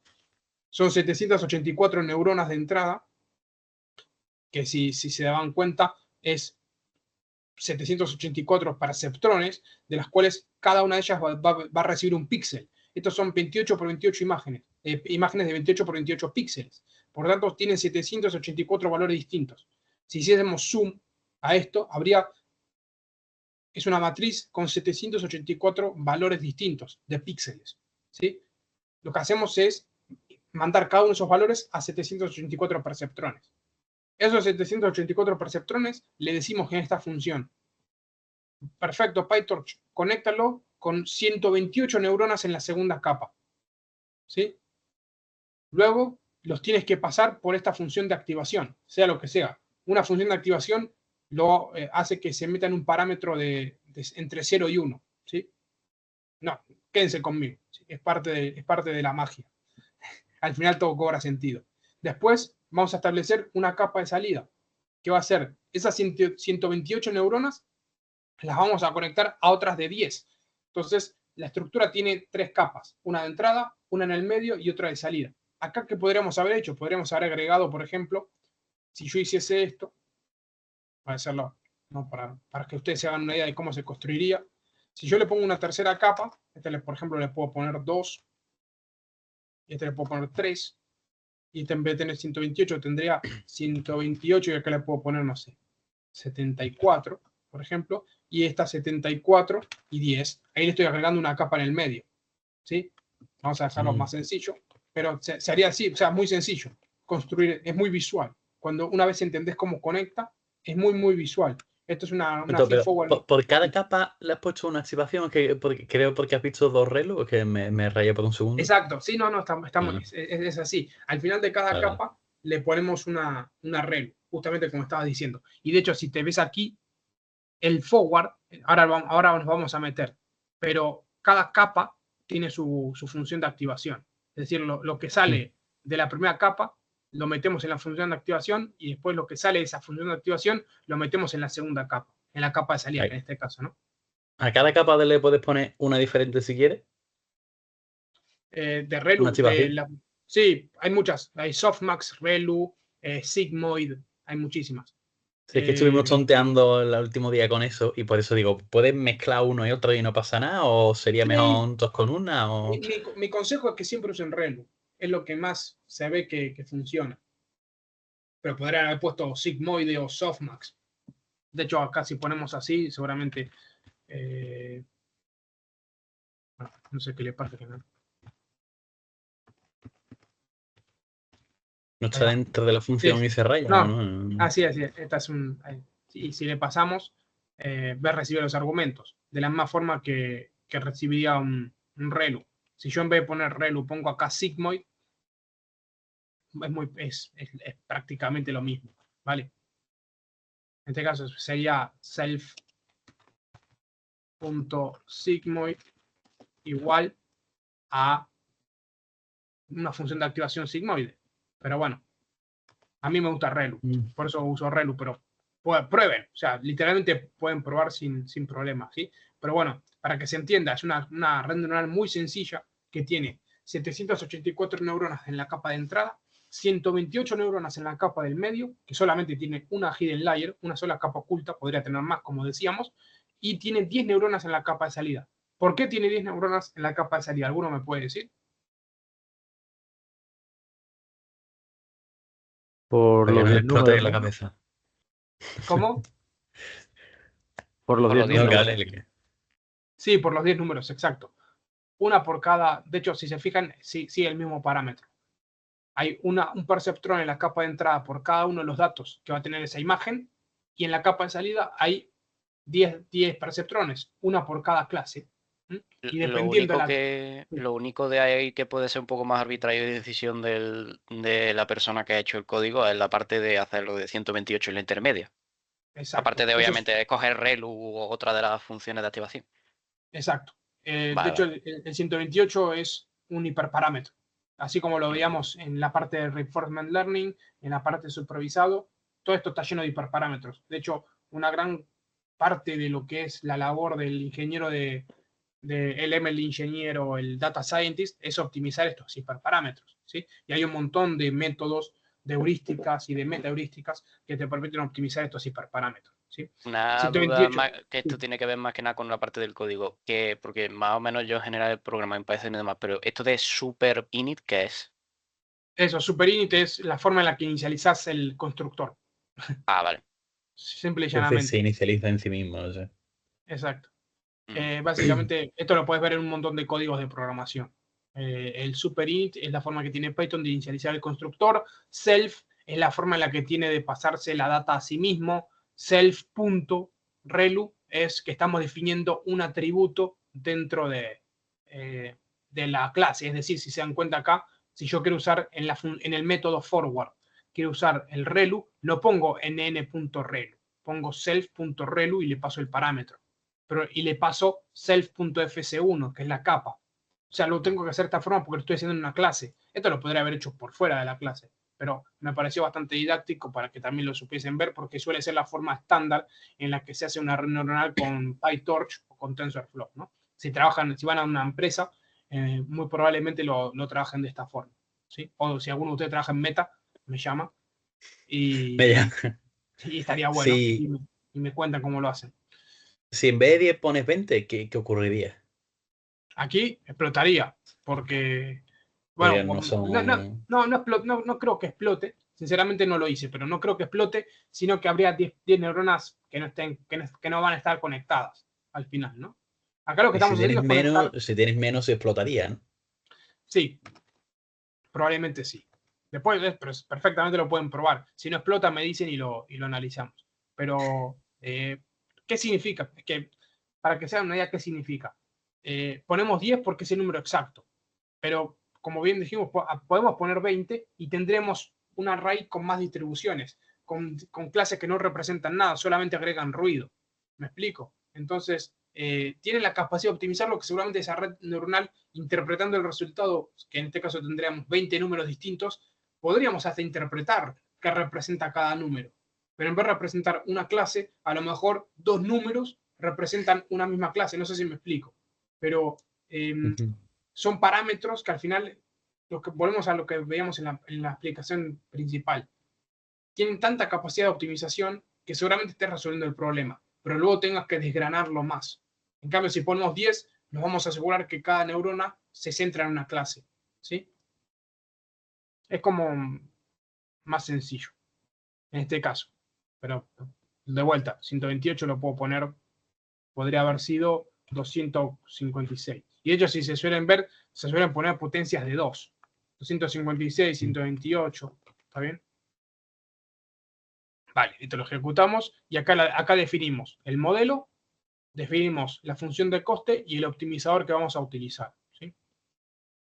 El optimizador, la función de coste se va a llamar cross entropy, que es una muy utilizada, hay otras tantas, pero es una función de coste. Si alguno es curioso, lo puedo buscar. Cross entropy loss function, para ver que es una fórmula. Esta es el cross entropy es esto.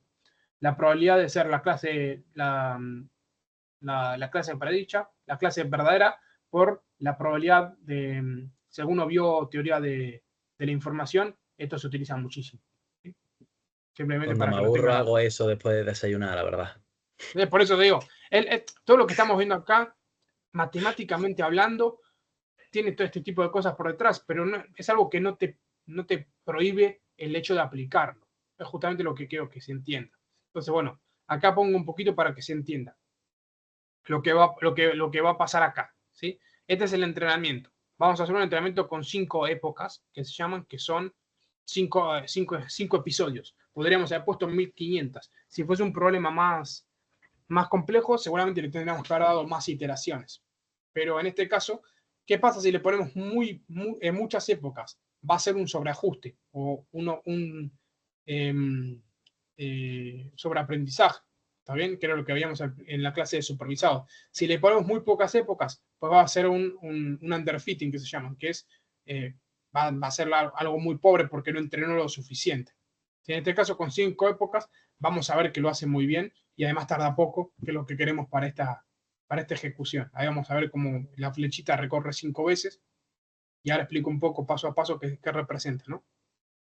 Que aquí lo notan. De hecho, el primer epoch van a ver que tarda un poco más porque obviamente tiene más parámetros, pero para que se hagan una idea que la diferencia entre esto con lo que veíamos en la clase anterior, pues va a ser bastante más enfocado, ¿no?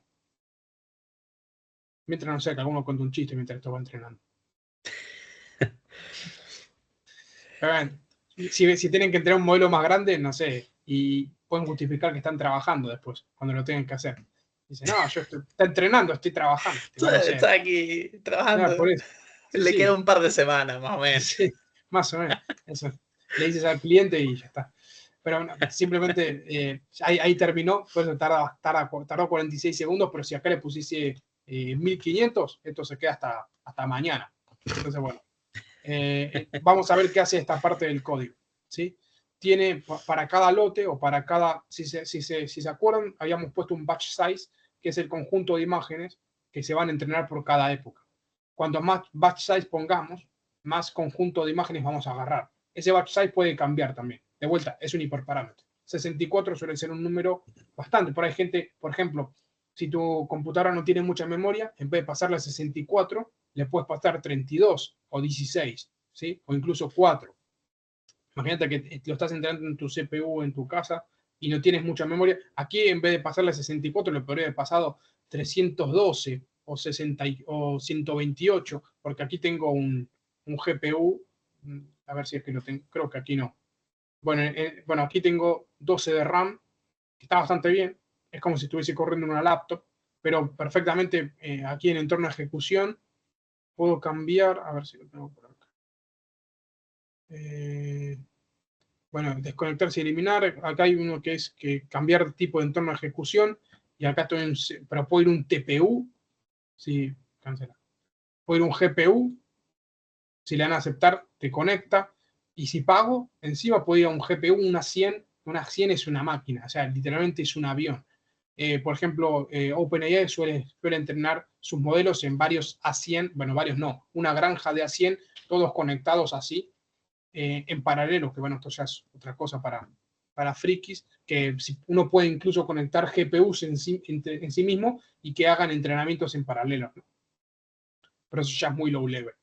Pero para que se den una idea de cómo funcionarían esos hiperparámetros, ¿no? Pasa que cuando uno ya entra en Deep Learning, todo esto lo tiene que tener en cuenta. En el Machine Learning que veíamos las semanas pasadas, tampoco interesa mucho porque son operaciones matemáticas que son bastante interesantes, pero que cualquier ordenador, incluso un móvil, lo puede hacer, ¿no? Pero esto ya sí, tenemos que empezar a hablar de hardware, porque son tareas muy, muy pesadas ya, ¿no? Pero bueno, se calcula el error, que es el error que se comete básicamente entre la predicción y la etiqueta, que es básicamente decir, ¿qué tipo de clase es? Pues esto es un 2. Y entonces con la función de coste vemos cuánta diferencia hubo y la función de coste le va a decir al optimizador cuánto tiene que optimizar. En pocas palabras, imagínate que digo, esto es un 0 y era un 3, pues dice, mira, te alejaste bastante. Pues vale, optimiza los pesos con el optimizador, valga la redundancia, más que si era un 0 y le dije que era un 1, por ejemplo. Hay menos distancia. La función de los, como vemos aquí, va a ser más pequeña. Entonces, a medida que esa los vaya disminuyendo, es que lo está haciendo bien. De hecho, en la primera época, como no tenía ni experiencia, aumentó, que quiere decir que lo hizo muy mal. Pero ya en la tercera época, como la capacidad de optimización es muy grande, vemos que ya se redujo bastante, incluso se siguió reduciéndose. Eso es que estuvo aprendiendo bastante bien. Acá hacemos una pequeña función para calcular la accuracy. Esto es una métrica que ya vimos, y no me voy a detener mucho más en eso. Y acá vamos a pedir 10 imágenes de prueba, ¿sí? El test dataset. Si se acuerdan, en el anterior lo veíamos separándolo con la función de scikit-learn, que ahora lo vamos a ver también, pero ahora usamos pues la metodología de PyTorch, que es un poco distinto, pero el concepto es lo mismo. Datos de tren y datos de test, ¿sí?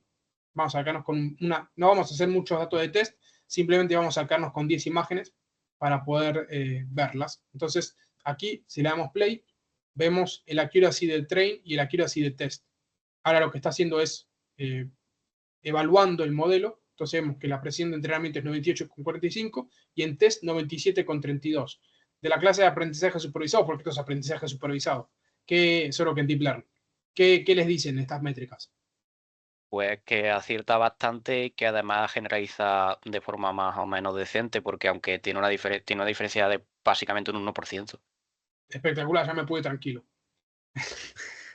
Genial. Pues sí, totalmente. O sea, que el modelo no está sobreajustando, ¿sí? En pocas palabras. Con los mismos métodos que ya habíamos visto para la práctica del supervisado, pero se van dando cuenta que dependiendo de lo que vamos enfocando, pues se da una mejor o peor forma. Y aquí simplemente porque... Sí. ¿Cuánta diferencia sería preocupante entre uno y otro? Pues eso, ya con 6 puntos percentuales. Igual que Sí, incluso acá podemos ser un poco más generosos, pero si esto estuviese en 98 y el test estuviese en 91, 90, ya te empieza a hacer ruido. Ya si está en el 80 y pico, dices, venga, algo hay mal, ¿no? Y cuando dices, venga, algo hay mal, es que te tienes que volver aquí y pensar la estructura de vuelta, ¿vale? Esto es un programa muy simple y no va a alterar demasiado.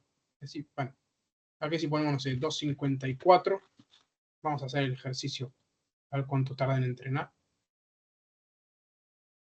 Bueno, de hecho ahí falló. ¿Por qué? Porque la imagen no cuadra, pero bueno, le puse cualquier cosa. Pero, porque no le, perdón, 254, y creo que no le había modificado esto. A ver si ahora. Pero bueno, que puede fallar. Si hay fallo de vuelta. Sí, porque no está cuadrando la imagen. Pero bueno. ¿No era 256 o era 254? No me acuerdo.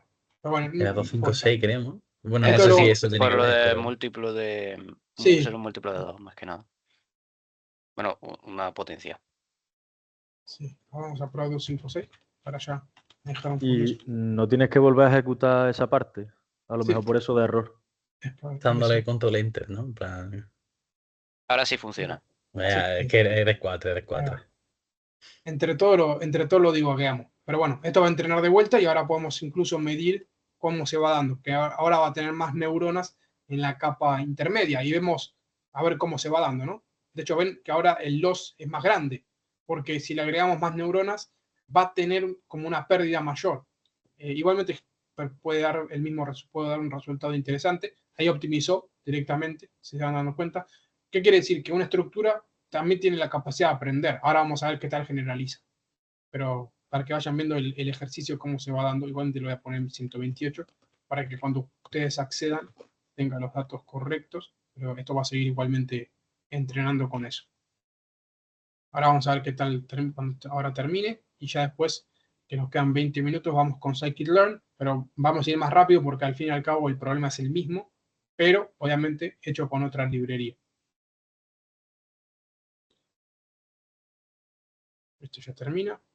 Ahora ven que tarda un poco más, ¿no? Que antes, simple y llanamente porque hay más neuronas. Tardó el otro era 46 segundos, si no recuerdo mal, y esto tardó 1 minuto, bueno, 67 segundos. Tampoco tardó tanto más. Ahora hacemos las predicciones. A ver qué tal le fue. Pero los resultados deberían ser parecidos. Bueno, en este caso, mejor train, pero el test muy similar. ¿Eso qué les dice? Está más o menos igual. Sí, pero incluso tiene un sobreajuste más grande que la otra. ¿Sí? Sí. ¿Por qué? Porque al Sí, tener sí. más parámetros, pues sobreaprende el problema. Digamos, lo aprende demasiado bien. Y no tiene esa capacidad. Igual está muy bien, pero tiene menos capacidad de generalización. ¿Sí? Si corremos esto, pues se van a dar cuenta que no le erró a ninguno, ¿no? Porque es un programa bastante sencillo. Y la red neuronal tiene muchísima capacidad. Podríamos haberlo visto con más casos, como por ejemplo, no sé, 15. Bueno.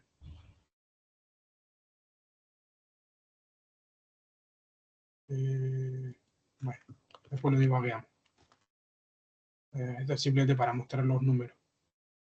Sí, era con respecto a la grid que estamos armando. Esto es simplemente no tiene nada que ver, es simplemente para visualizar esto. ¿Sí? Acá lo que estamos haciendo es aplicar la función para hacer las predicciones, ¿no? Y nos quedamos con las que las vamos guardando acá y nos vamos quedando con esta. Si le pasamos a model, si recuerdan era la clase que habíamos definido, Simple Feedforward Neural Net, y le pasamos una imagen. O sea, model recibe las imágenes, las recibe y las estimamos, ¿no? Entonces, acá, por ejemplo, estamos usando la función max, que lo que va a hacer es decir, estos outputs es un array de dimensión 10. Entonces, lo que está haciendo es quedarse con la función que más porcentaje tenga. ¿Está bien? Entonces, aquí lo que estamos ploteando es justamente la clase que se predijo. ¿Dudas? ¿Preguntas? Ahora vamos a hacer lo mismo, pero con scikit-learn. Scikit-learn, simplemente para que recuerden, era la librería que utilizamos para hacer el resto de la práctica de supervisado. Entonces, en vez de pedir acá un árbol de decisión, vamos a pedir Neural Network y MLP Classifier, que es un Multilayer Perceptron. Multilayer Perceptron Classifier. This model optimizes the log loss function using or stochastic gradient descent, que son métodos de optimización. Ahí, si se fijan, podemos establecer la activación, que puede ser logística, TANH, ReLU. Por default es ReLU. Básicamente la gran mayoría suele ser ReLU. Pero en este caso van a ver una cosa muy interesante. Bueno, vamos a ejecutarlo. Acá, si se fijan, vamos a traer el dataset. Fíjense que scikit-learn también nos deja acceder a los datasets, en este caso MNIST de 784, que va a ser 28 por 28. Hay MNIST con más dimensiones, pero en este caso queremos que sea el mismo que vimos anteriormente. Traemos los datos que los vamos a guardar en X y en Y. Y acá vamos a aplicar esa normalización que les decía, que con esto va a tardar un poquito en descargar, pero voy a subir un minutito para arriba. Y acá, si recuerdan, estamos aplicando esa función transforms, que acá lo tenemos que hacer de forma un poquito más manual, que es dividiendo por 255. Rápidamente, ¿por qué dividimos por 255 al normalizar? ¿Alguno sabría decir? Ni idea. Porque 256 valores tienen el RGB. Si fuese, es decir, que el RGB es, como les decía al principio, red, green y blue, y cada valor de esos puede tener un valor de 0 a 255. Si tiene 255 es más cercano al negro, si no me equivoco, y si tiene un 0, más cercano al blanco. ¿Está bien? Entonces, pues toda la gama de todos esos va a dar los distintos colores. Entonces, bueno, acá lo normalizamos simplemente para que estén todos más cercanos, como son algoritmos basados en distancias, que esto ya lo veíamos en clases anteriores, para que estén en 0 a 1. Acá aplicamos la función trainTest con un random state de 42 y un test size del 20%, que esto ya lo vimos. Y acá donde establecemos el modelo, muy simple. MLP classifier, la función fit, que es la que habíamos usado para el resto de modelos. Y acá, si se fijan, hidden layers es un hiperparámetro más. En vez de definir la clase, queremos que sea igual. Entonces, una hidden layer de 128 con la activación ReLU y el optimizador, en este caso Adam, que es una forma de gradient descent, y para tener exactamente los mismos datos, el número de iteraciones máximo 5, que es las épocas que habíamos antes. Lo que en PyTorch lo hacíamos mucho más manualmente y más low level, pues Scikit-learn nos deja hacerlo de forma más high level. El tiempo de ejecución, parecido, a lo mejor tarda un poco menos, pero parecido, ¿sí? En vez de mostrarnos paso a paso, simplemente ahí tardó bastante menos, está más optimizado que la que hicimos nosotros. Y acá hacemos las predicciones, ¿sí? ¿Por qué uno es mejor y por qué el otro es peor? Por la forma en la que esté programado, quizás. Acá pueden entrar muchos valores en juego. A mí que me gusta o yo que prefiero, por eso prefiero PyTorch, porque puedo ir al kit de la cuestión cuando lo quiero optimizar. Lo que Scikit-learn me deja hacer acá, con PyTorch lo puedo hacer capa por capa, ¿no? Y si uno le gusta remangarse y bajarse al fango en este caso, para hacer redes neuronales es mucho mejor PyTorch. Igualmente ahora lo vamos a discutir. Igualmente los rendimientos son muy buenos y vemos que tampoco hay un sobreajuste. Y acá si lo ejecutamos el mismo código de antes, pues podemos ver que las predicciones son similares, ¿no? En este caso. Vale, conclusiones, y con esto ya terminamos. Lo puse en 3 parámetros, pero esto se puede extender para hablar pues toda una vida, ¿no? Lo puse en flexibilidad versus simplicidad, aprendizaje en cuanto a lo que cuesta uno y el rendimiento y su capacidad, ¿no? PyTorch en este sentido es, como les decía al principio, es una librería que es de Meta y que está hecha para hacer cualquier tipo de deep learning. Cuando digo cualquiera es que puedes hacer un LLM, como puede ser un ChatGPT o un Llama, o puedes hacer lo que acabamos de hacer recién, que es muy sencillo, ¿no? Es una feed-forward neural net que te sirve bastante. En cambio, Scikit-learn sirve muchas, como vimos en las prácticas anteriores, para hacer cosas como por ejemplo lead scoring o problemas de machine learning más sencillos, pero también te deja algunas redes neuronales como pueden ser la feed-forward. Todo lo que tiene que ver con perceptrones te deja Scikit-learn. No se mete, bueno, LSTM creo que sí tiene, pero son muy sencillas. Tiene la estructura de neuronas, ¿sí? O sea, te deja neuronas mucho más sencillas, redes neuronales mucho más sencillas y menos optimizables que la que te deja PyTorch. El punto 2, la curva de aprendizaje, el aprendizaje conceptual que lo llamé. PyTorch en este caso te da como decía recién, una visión más low level.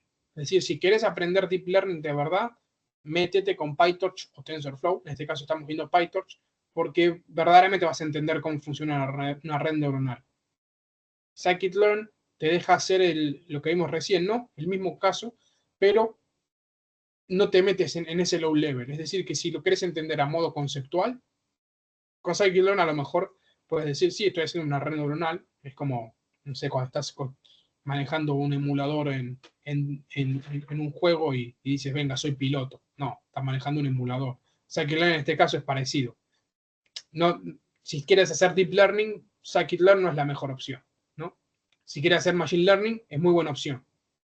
Pero si quieres meterte en redes neuronales, no es muy recomendable. Te va a permitir hacer unas cositas, pero te vas a quedar, si agarras problemas más complejos, te vas a dar cuenta que scikit-learn en poco tiempo está obsoleto. En cuanto a la red, en poco tiempo me refiero al problema que quieres resolver. Es bastante vigente en el sentido de lo que nos referimos, porque es súper útil dependiendo del programa que queramos utilizar. Y en el punto 3 y el último, en cuanto al rendimiento y a la capacidad, que concatena un poco con lo que decía al principio. PyTorch, si queremos trabajar como lo que comentaba el compañero, con las GPUs, PyTorch permite integrarse con cualquier tipo de GPU, NVIDIA, AMD, la que quieras, ¿sí?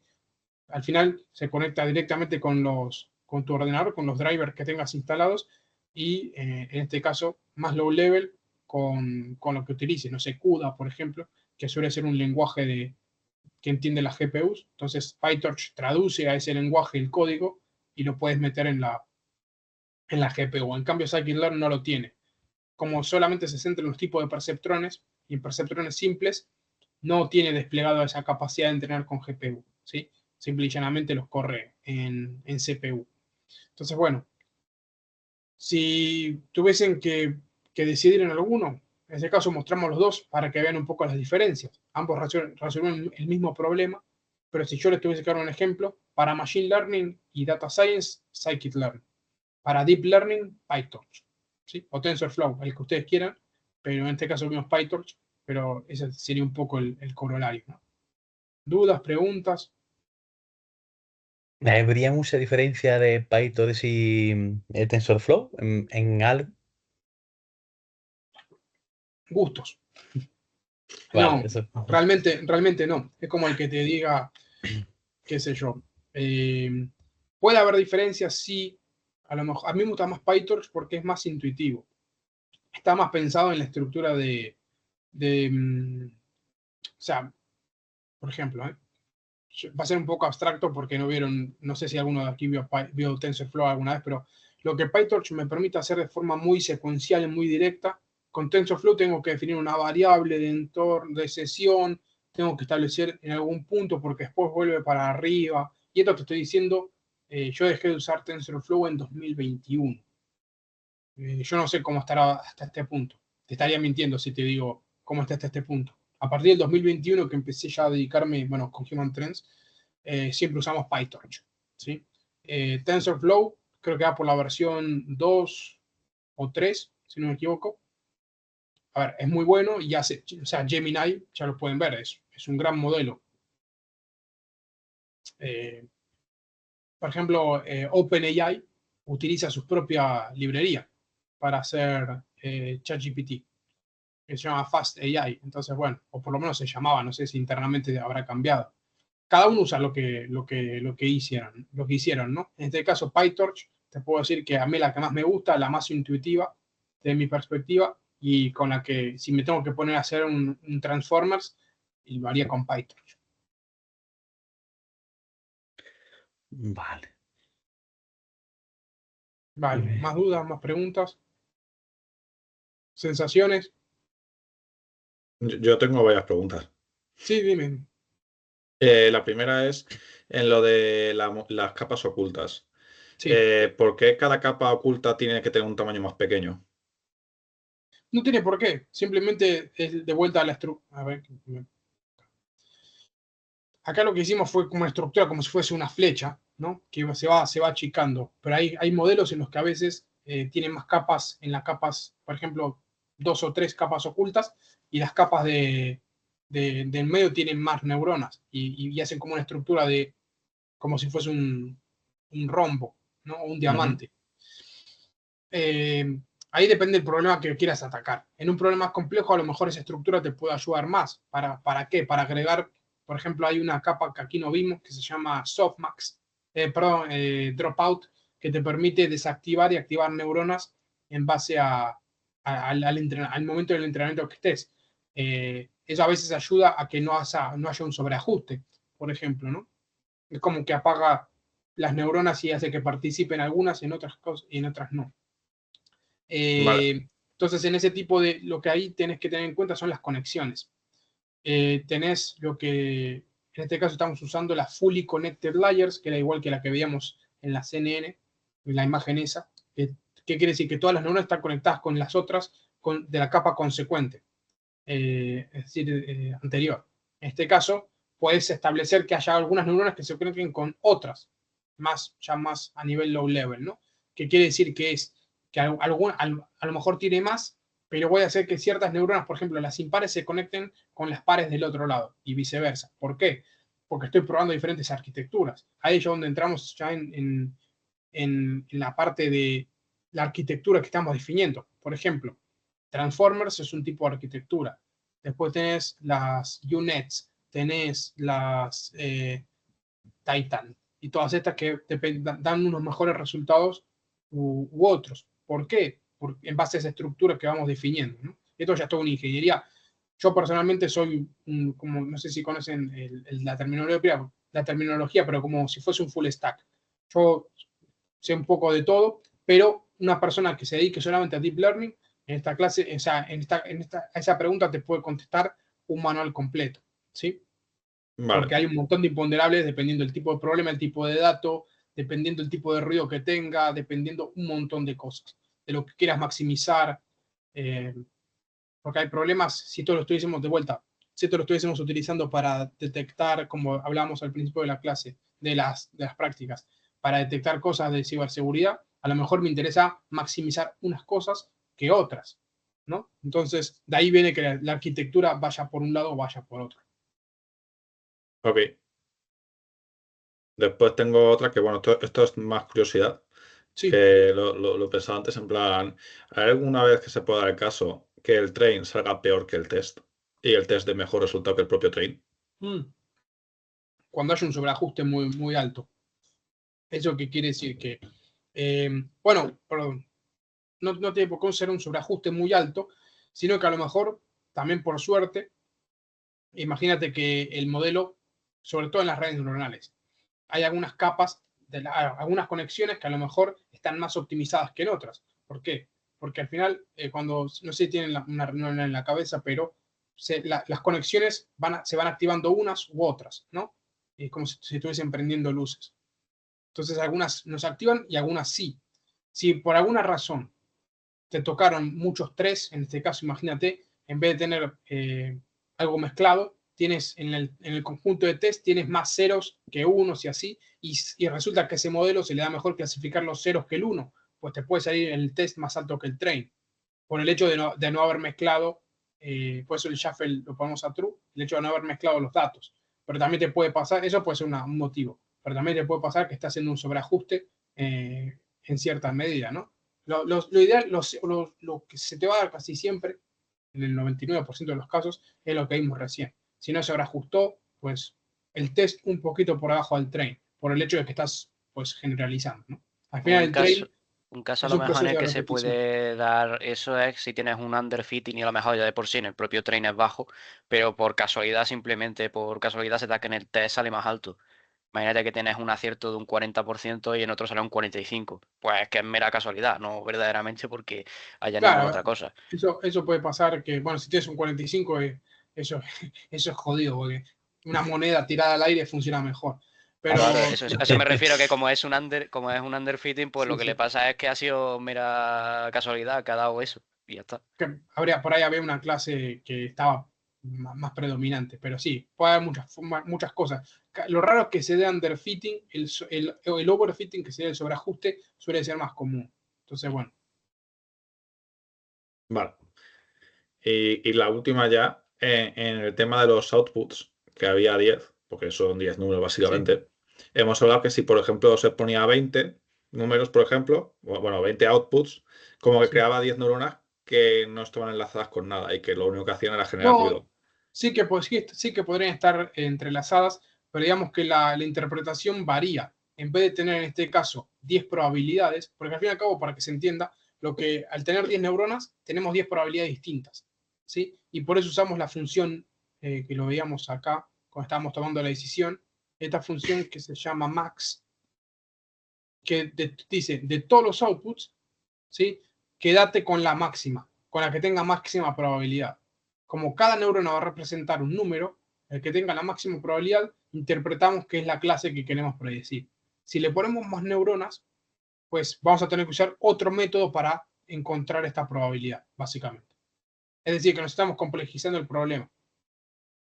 ¿Cómo interpretamos esos números? Pues ahí, por ahí va un poco, ¿no? Ok. Vale. Y nada más, por mi parte. Más preguntas, bueno, nos quedan 2 minutos. Los podemos aprovechar. O nos vamos antes. Lo que quieras. 2 minutos antes entra bien. Buenísimo. Pues nada, agradecerles y espero que se haya entendido. Esto seguramente lo estén poniendo en la nunca recuerdo el nombre de la plataforma. Pero bueno, el enlace Class Live, ¿no? es el Class Live, gracias. Es decir, esta vez la he puesto nada más empezar, así que... Perfecto. Bien. Genial.